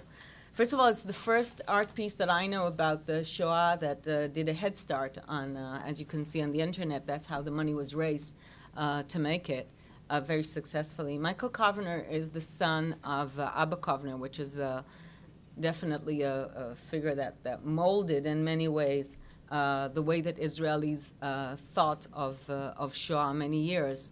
And just lately, I think that was something like 2 or 3 months ago, there came out a few articles that were talking about this kind of messages that he wrote to fighters in Independence Day that were steeped in the Holocaust, including calling our Negev, the southern part of Israel, he called it Negev Grad, like Stalingrad, and very extreme, very extreme. Michael Kovner did something also, I think, very courageous on the personal level. He had a deep split with his father. Michael Kovner is a painter. He's been doing figurative painting, and he's definitely an interesting artist in his own, even not to do with the Holocaust. And what he did in this novel was taking, it starts from 1991, from the Gulf War in Israel. Again, as Ian mentioned before, Israelis, he mentioned the Six-Day War and Yom Kippur, but I think personally that perhaps the strongest manifestation of this feeling of we are in the Holocaust was in the Gulf War, because this association with gas and using gas masks and having to go into closed rooms was a very traumatic experience for Israelis from all walks, all ages. I think one of the big differences from today, and that is a whole different subject which I'm not going to go into today, is I was dealing it in a conference in June that was, the topic was, how is art going to deal with Holocaust remembrance when it's actually going to, in a way, I'm very careful in saying this, but in a way substitute the meeting with Holocaust survivors, because we are getting to the stage that we're going to have remembering the Holocaust without Holocaust survivors. There are less and less people. Of course, usually the answer that teachers give and educators give is, but yeah, sure, but we're going to use the Spielberg video interviews, but I don't think that substitutes. Anyway, what Michael Kovner does, he does this graphic novel which starts from 91 when the son comes back from the States, and excuse me, not the son, the grandson comes back from the States with his mother, because his father, which is in life was Michael Kovner, was living in the States, and they come to Israel and the Gulf War breaks out, and they are with the grandfather, with Abba Kovner. And the story gets intertwined between the present, 91, and his memories from the war. You can see it in this page, for instance. And Yuya Keskel, how can we do something like this? How can we bear this disgrace, this shame? This is a betrayal. He's talking about, he was one of the initiators of an uprising in the ghetto. You can see this. Everything's falling apart. The whole plan is collapsing. Now, he painted this. This is a painted novel giving the story on both sides. And this is now showing, right now, showing in the Khan in Jerusalem to enormous audiences. It is sold out. If Brian would help me, then I will just show you just half a minute of the play, which is interesting in many levels. It's interesting because it is bringing this story, which is not just a Holocaust story. It's a grandfather-grandson story. It's a story of Israel in 91, which is something that I'm not sure we've already finished dealing with.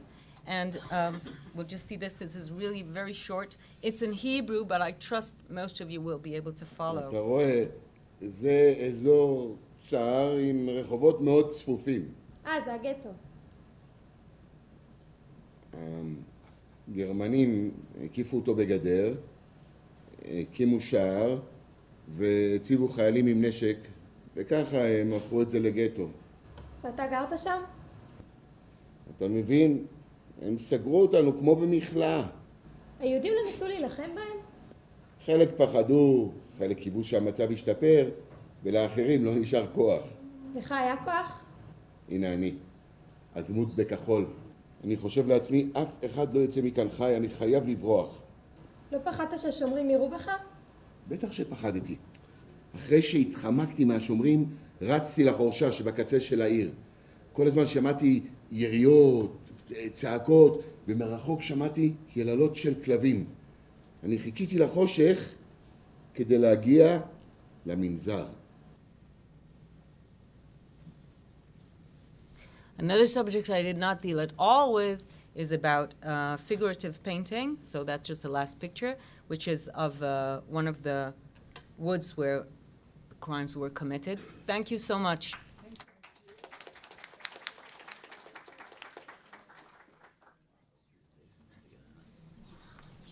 So as before, we'll take questions after the second paper.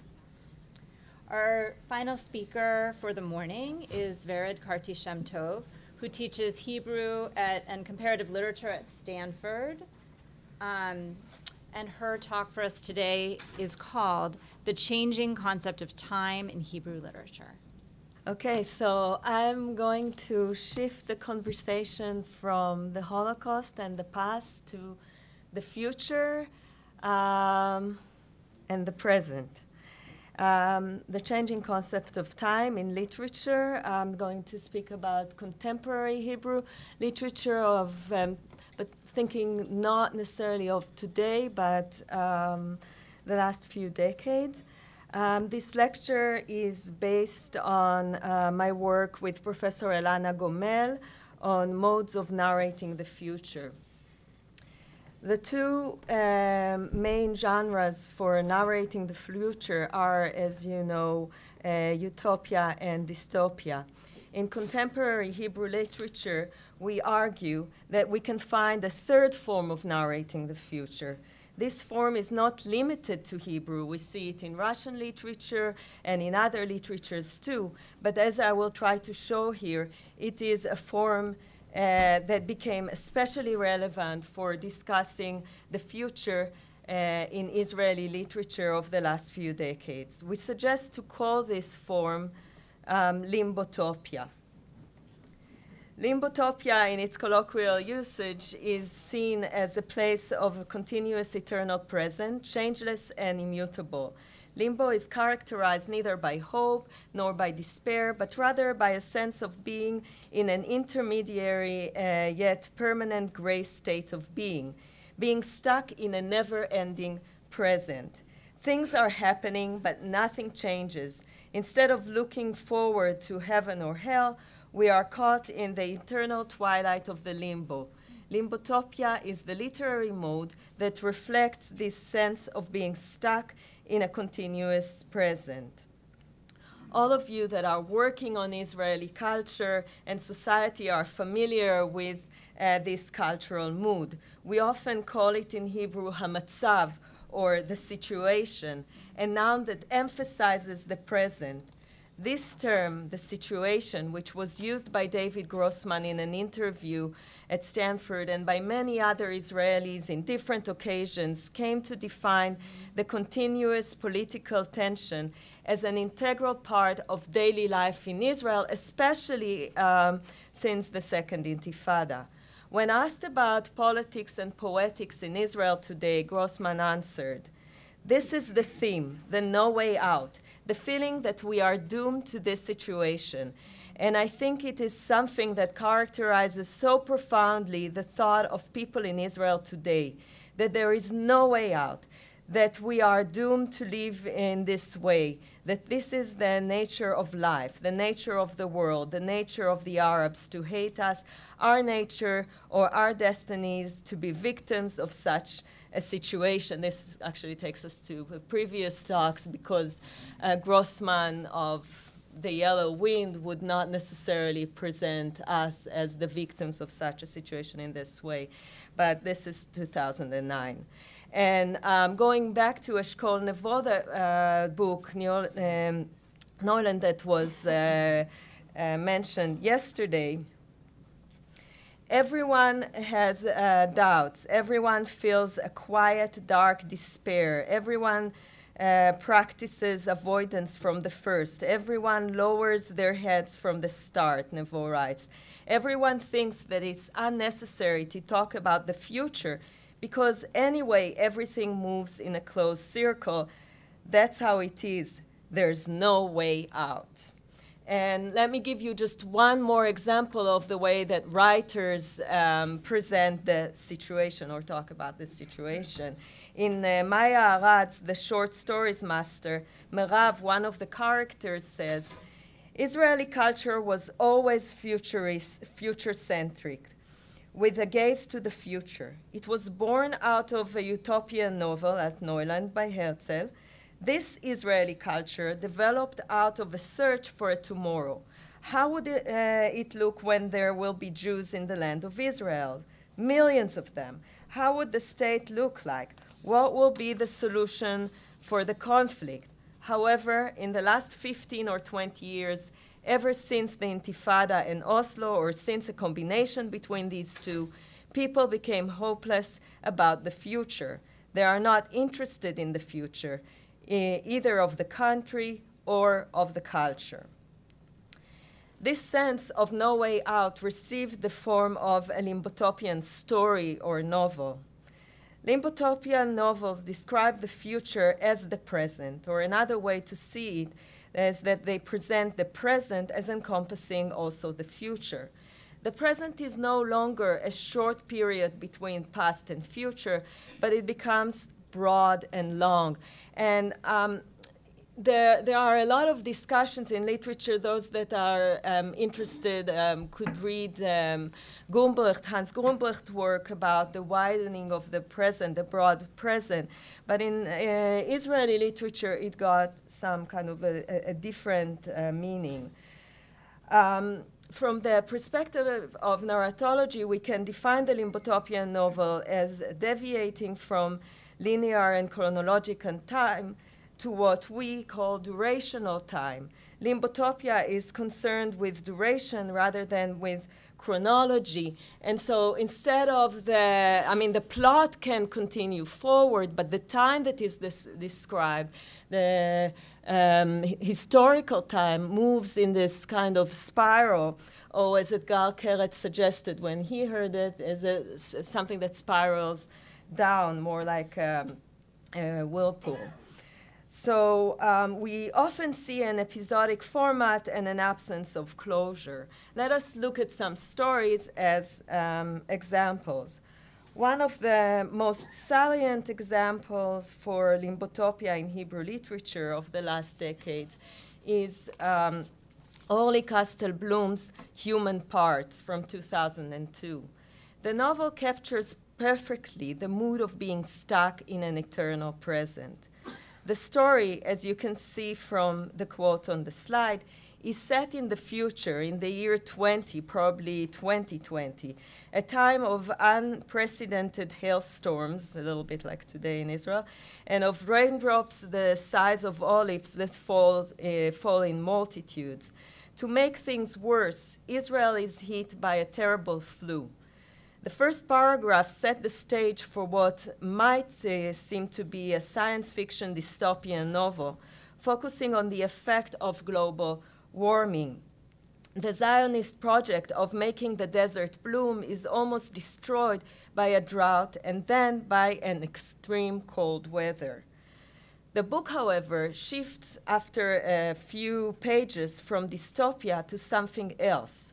The fictional world of the book, although set in the future, becomes gradually closer to a description of present life in Israel in 2002. The harsh winter turns into a metaphor for a very familiar situation, and as such, its existence in the fictional reality is questioned. The disillusionment with the peace process, the failing negotiations, the somber mood, all point to life in Israel during the Second Intifada. So much so that the front flap of the English translation of the book is presented there as a disturbing revelatory novel set in Israel during the Al-Aqsa Intifada. Whoever wrote the description on the book cover got caught up in the feeling that the period in question is the present, ignoring the many clear references to the future and to the year 20.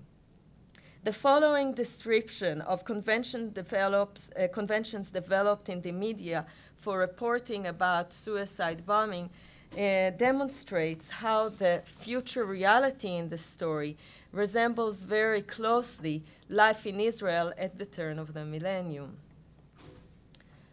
When bombs and death became a matter of routine, a kind of convention came into being where after up to 5 deaths, the broadcasts would continue as usual. And only from 5 deaths and up would they go into a lower gear, play quiet songs, in English too, preferably about human destiny, such as Dust in the Wind. From 10 dead and up, the radio network switched to a far more serious mode. Continued to Hebrew songs only, such as Corinne Alal's I Have No Other Country. From 20 deaths and up, they changed the format to Plan B, like hospitals on high alert.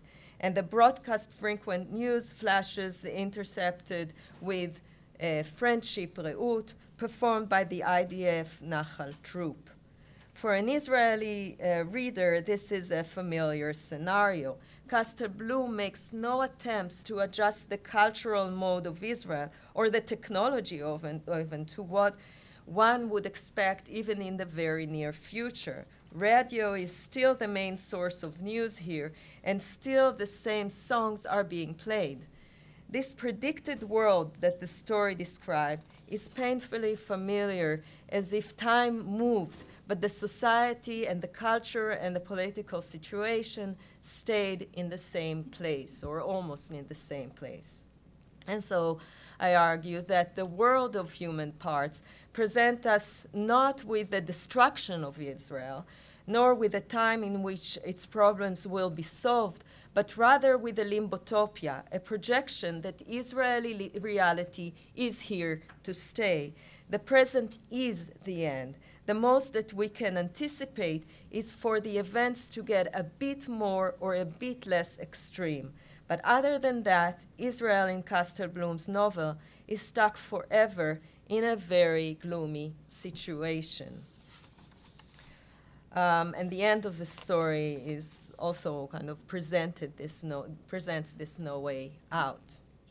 In Edgar Keret's work, we find ample additional examples for the continuous present. This is true about almost every other story in his last books. In Suddenly a Knock on the Door, 3 men knock on a writer's door, each in his own turn, demanding a story. The writer tries to write a story, but a story requires change. It requires that suddenly something new will happen. In the environment of Israel, he writes, in the context in which the writer writes, this knock on the door leads to the same thing. It gets the writer into a repeated loop that takes us out of time, out of progress, into a circular narration. Stories become a need, a demand, a way out of reality. But the attempt to tell a story, to create something new, to progress beyond suddenly a knock on the door, to escape to a different world, fail. All of these attempts fail. And the narrator succeeds in describing only the context and the conditions in which he writes, and the feeling of being stuck in durational time. It is not surprising that in The 7 Good Years, a book that recently came out in English, but Keret decided, or in other languages, but Keret decided not to publish it in Hebrew. So in this last book, we can find a story with the title, Suddenly the Same Thing, which is another piece about the future being identical to the present. It is about the birth of his kid at the same day of a suicide attack, and he's trying to tell his kid that things are going to change and promise him a different future, but he sees that even the kid that's supposed to be really naive does not buy it and starts to cry. So, and things stays the same. But maybe the most interesting example is Edgar Keret's novella, Kneller's Happy Campers from 1998, that was republished as a graphic novel under the title Pizzeria Kamikaze in 2004. Keret presents us with a different kind of Limbotopian narrative. The story takes place in a section of the afterlife devoted to people who committed suicide, so not necessarily the society in the future, but the future of the individual, the afterlife. And this is not heaven or hell, but a depressing space that is very similar to the real world, or at least it is very similar to the here and now of Tel Aviv at the time. And you can see here, after killing himself, Mordi, in the Hebrew version Chaim, which means life, finds out that even though he is dead, he still needs to find a job and a place to live. So death, the future, is still very much like our life. And here is the first paragraph. 2 days after I killed myself, I found a job at some pizzeria joint. It's called Kamikaze, and it's part of a chain. My shift manager was cool by me and helped me find a place to live with a German guy who works at the same store. The job's no big deal, but it'll do for a while. And this place, I don't know, whenever they used to sound off about life after death and go through the whole is there, isn't there routine, I never thought about it one way or the other. But I'll tell you this much. Even when I thought there was, I'd always imagined there beeping sounds and people floating around in space and stuff. But now that I'm here, I don't know, mostly it reminds me of Tel Aviv. My roommate, the German, says that this place could just as well be Frankfurt. I guess Frankfurt is a dump too. So the graphic novel's illustrations create an even stronger impression of the life after death, of a life after death that looks too much like life as we know it. The first paragraphs of Pizzeria Kamikaze shock the reader with the news that there is no way to escape reality, even not by committing suicide. Uzi, one of the main characters, says it directly. This place, Uzi says, is just like before you often, only a little bit worse. So similar to Castle Bloom's world. When the novella came out, suicide bombing was part of the daily life in Israel. It enters the novella in the episode in which Mordi, or Chaim, and Uzi drive through an Arab neighborhood. Uzi is afraid of suicide bombers. But then his friend tells him, Arab suicide, doesn't that psych you, Uzi says, Arab suicide, doesn't that psych you out even a little? What if they figure out we're Israeli? But Mordi reassures him that here in the afterworld there is no threat. Can you get it into your skull? They don't give a flying fuck. They're dead. We're dead. Finito la commedia. They stop for a drink in a local pub where they meet a barman and find out that he died while committing a suicide attack in Israel. Nasser, the barman, expresses disillusion with the future he was promised, but then asks the Israelis what they were promised, and the questions end the scene and remains ambiguously open. Say, Uzi pressed on, is it true that when you people go out on a job, they promise you 17 nymphomanic virgins in the kingdom to come? All of you, Soliso? Sure they promise, Nasser said. And look what it got me, lukewarm vodka.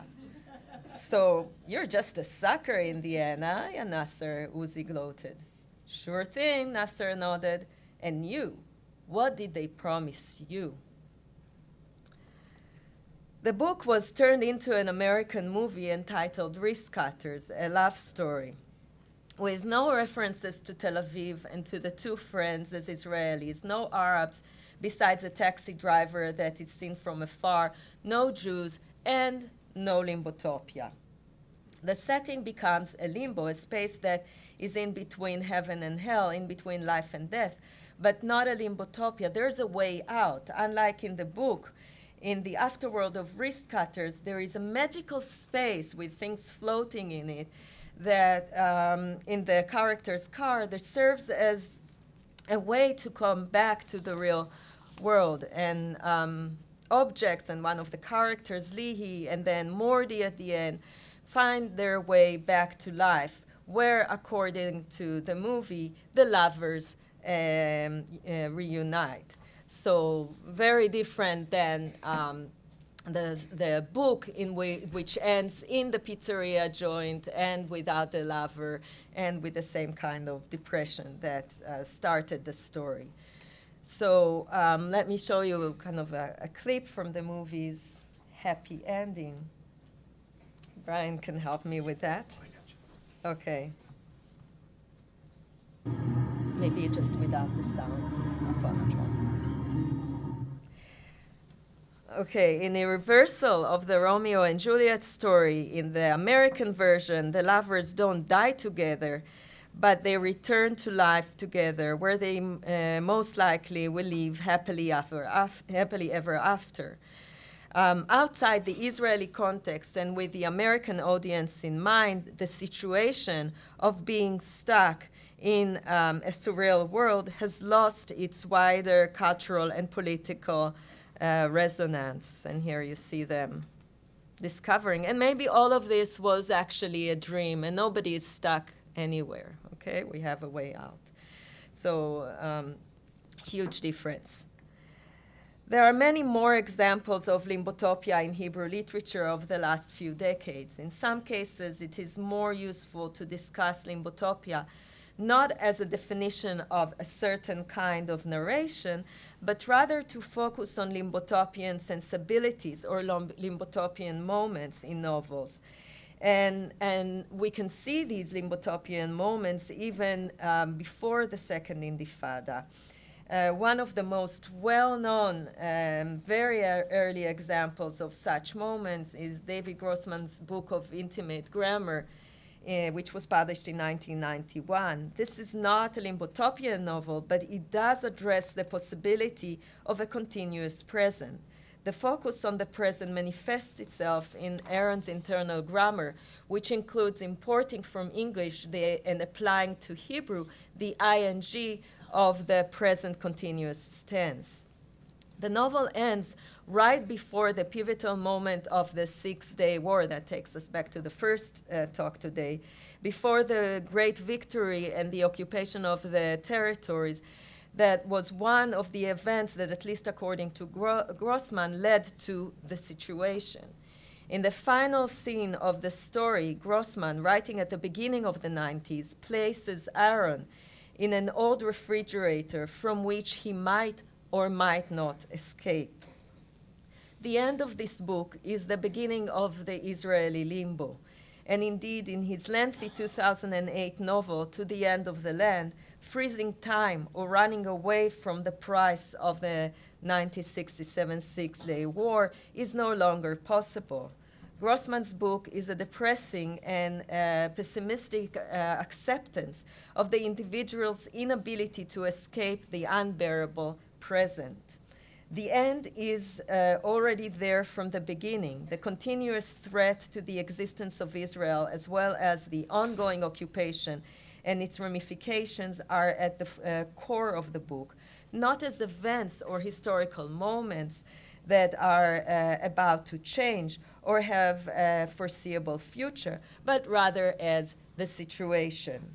While Grossman, as he said in interviews, refuses to accept or succumb to the Israeli mood of no way out, his work seems to follow this route, and the attempts of the individual character to protest it and to change the future are pathetic, unsuccessful, and acts that lead nowhere. To the End of the Land shares with the limbotopian narrative the sense that the future is the present. In Falling Out of Time, Grossman chooses to tell a story that is completely outside the here and now, and this is kind of his way outside the utopia, the limbotopia, and the dystopia together. To conclude, Frank Kermode argued in his classic book, The Sense of Ending, that utopia and dystopia could easily become a prison house. The time is not free, it is the slave of a mythical end. One can say then that two conflicting impulses seem to be at work in Limbotopia and historical imagination in Israeli literature. On the one hand, Limbotopia generates a sort of self-righteous passivity. Since nothing can be done, nothing should be done to change the future. And this can be seen as despair and is often Carrot's characters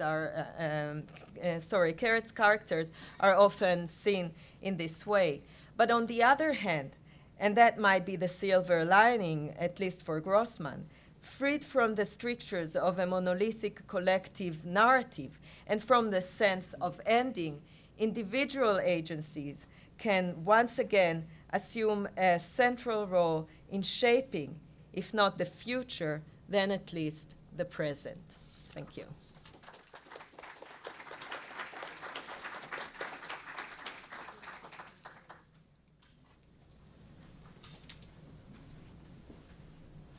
Thanks. So we have time now for questions for the last two papers. Yes. Thanks. I don't know if you can hear me. My name is Zach. I study at the University of Pennsylvania. I want to thank both of the last two presenters. The presentations were really fascinating. But my question is for Berit. Because what you were talking about with Limbotopia brought to mind the other theme that I think resonates through some Hebrew literature and some Palestinian literature today, which is the theme of the presence of absence, which I think comes out very closely in David Grossman's work when he talks about the legal category of present absentees. And I started thinking about, I don't know if you're familiar with the short story Ana Min Yehud by the Mizrahi author Almog Bihal. Yeah. Do you think that there's any sort of connection that we can make between these two types of themes that seem to be reappearing in young authors and in some of the older authors that you discussed in your presentation? It's a really great question.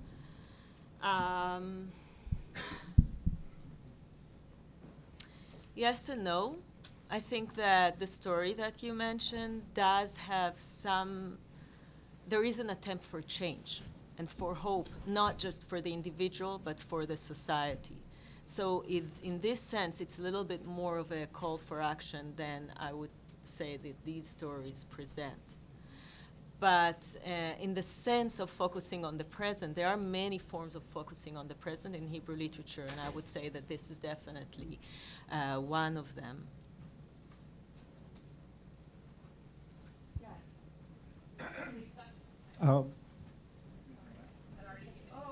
Sorry.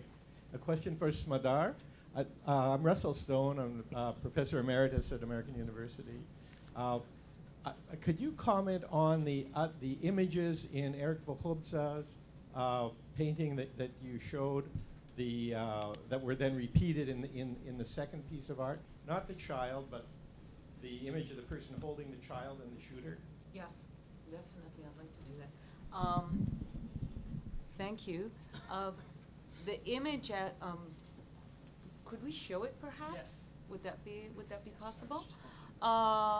It's a kind of a devil, and this has to do exactly with this idea of taking a more general approach to what we can say, learn perhaps from the Holocaust, and that is representing the evil or the Nazi as something that can have different shapes. Of course, you can read it again as what Professor Meyer was mentioned in his question, that says the Jewish story of Omdim Aleinu Lechalutenu, or thinking all the time that Zechor et Amalek, and we have a certain image.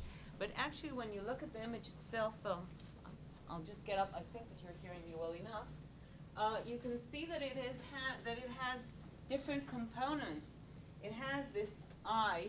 The eye is, by the way, a different research that I am doing right now about the representations of eye in, it's not just Israeli art, I'm dealing with it in art of our region, but it has the connotations of against the evil eye, which usually people think about as Mizrahi. It has the eye, people of you that are more into like ancient Egyptian, I just had the pleasure of seeing quite a lot of it at the Met. You see that it has to do with wisdom, with understanding of the world, which is totally different actually from the evil eye. You have these eyes in it. You have these teeth that looks a bit like tusks, like something that is happening. I mean, something very violent is happening inside this red character. Red, again, which can be taken to European medieval, if it was executions, and if it was Inquisition. And lately, when I was dealing with this image in a small seminar that we gave in the Betet Futsot, then quite a lot of the educators there immediately said ISIS, Daesh, with these orange clothes that they put on.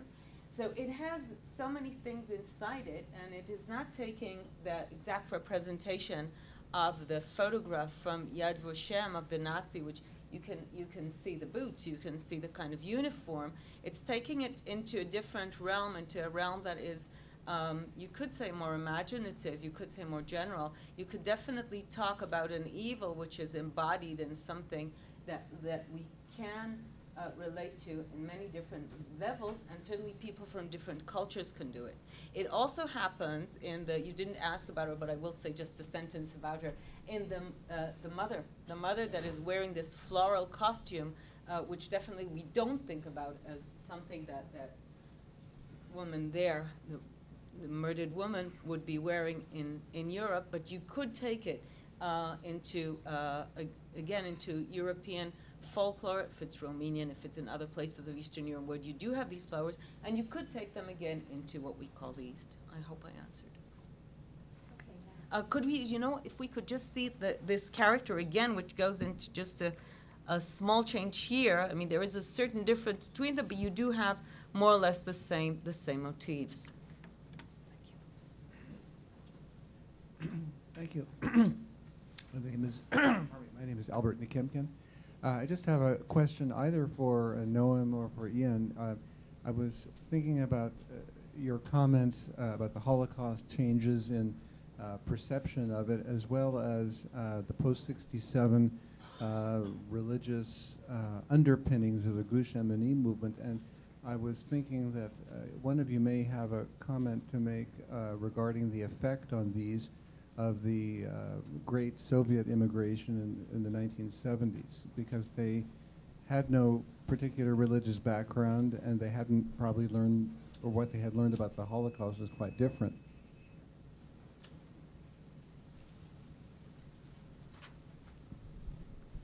So you're asking whether the mass immigration from the former Soviet Union, how it's connected perhaps to this. There are many ways to connect it. I'll show you one. 30% or more of the immigrants from the former Soviet Union are not Jewish. It's not that they say they're Jewish, but the Israel doesn't. No, they don't say it. They came into the country under the law of return that was amended. So you don't have to be Jewish. You just have to have Hitler.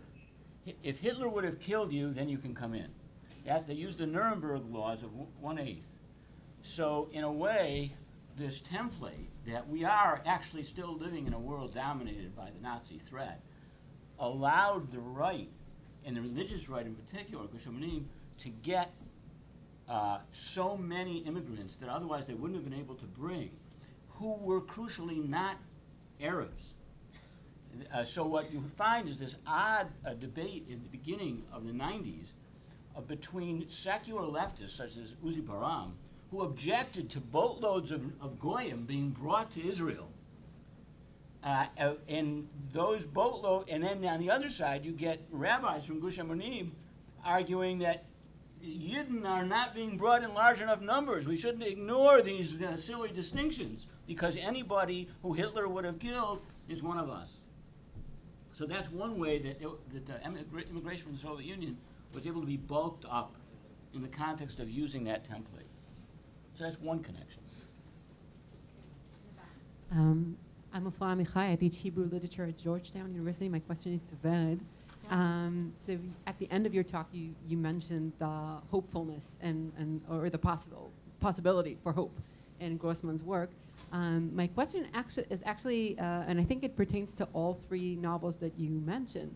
I think in all of these novels, the continuous present is also a representation of counter culture or a counter reaction to hegemonic culture.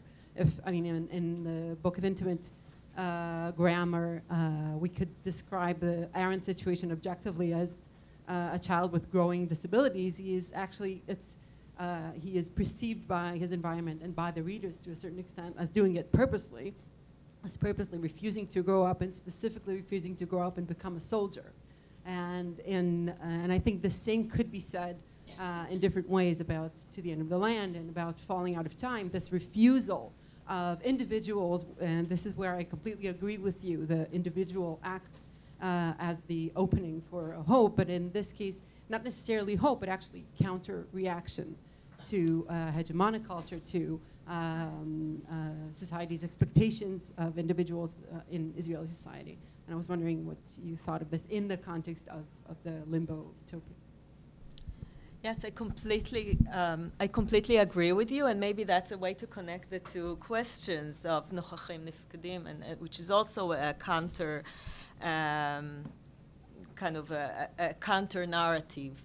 And what all of these have in common is the fact that they are able to be a counter narrative by getting out of the national narrative. And they can get out of the national narrative by giving up on focusing on the past in the different ways that we've seen that the past is presented, or the future, or the utopian kind of perspective. So this gives a way for the individual, or for different groups of individuals, to act in a way that has to do with changing the present, but not necessarily with the thought that we need to act towards a certain kind of end or react to a certain end.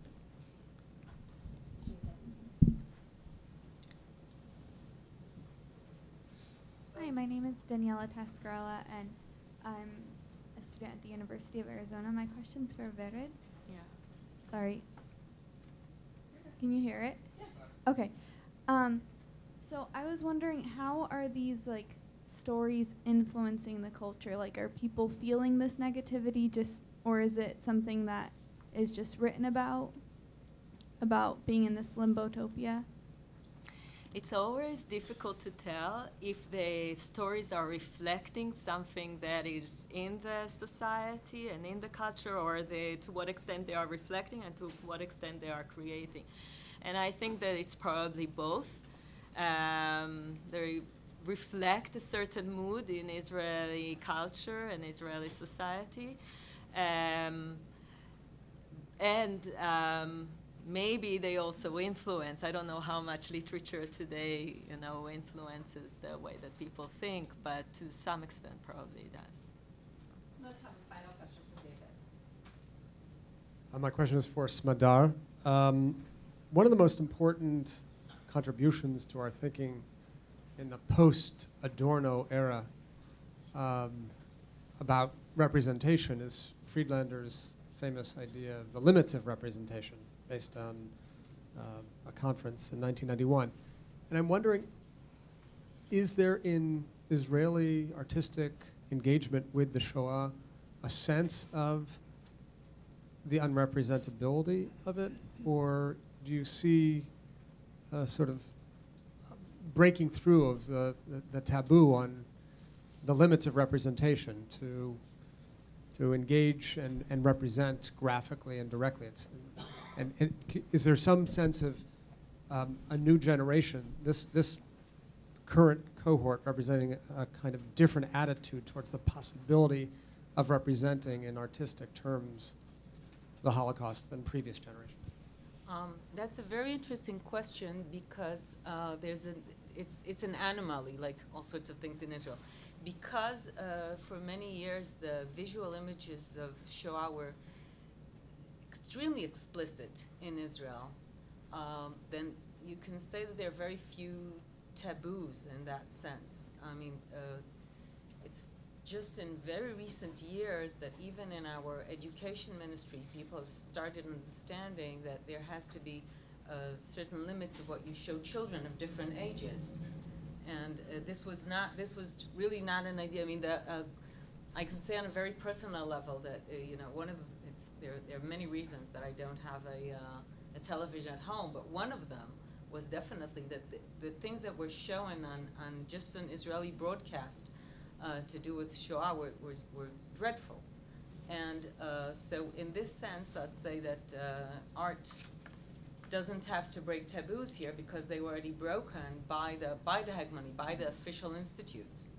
What I think that art does do, and that is in a way, it's not breaking a taboo because there was humor about Holocaust in the Holocaust itself.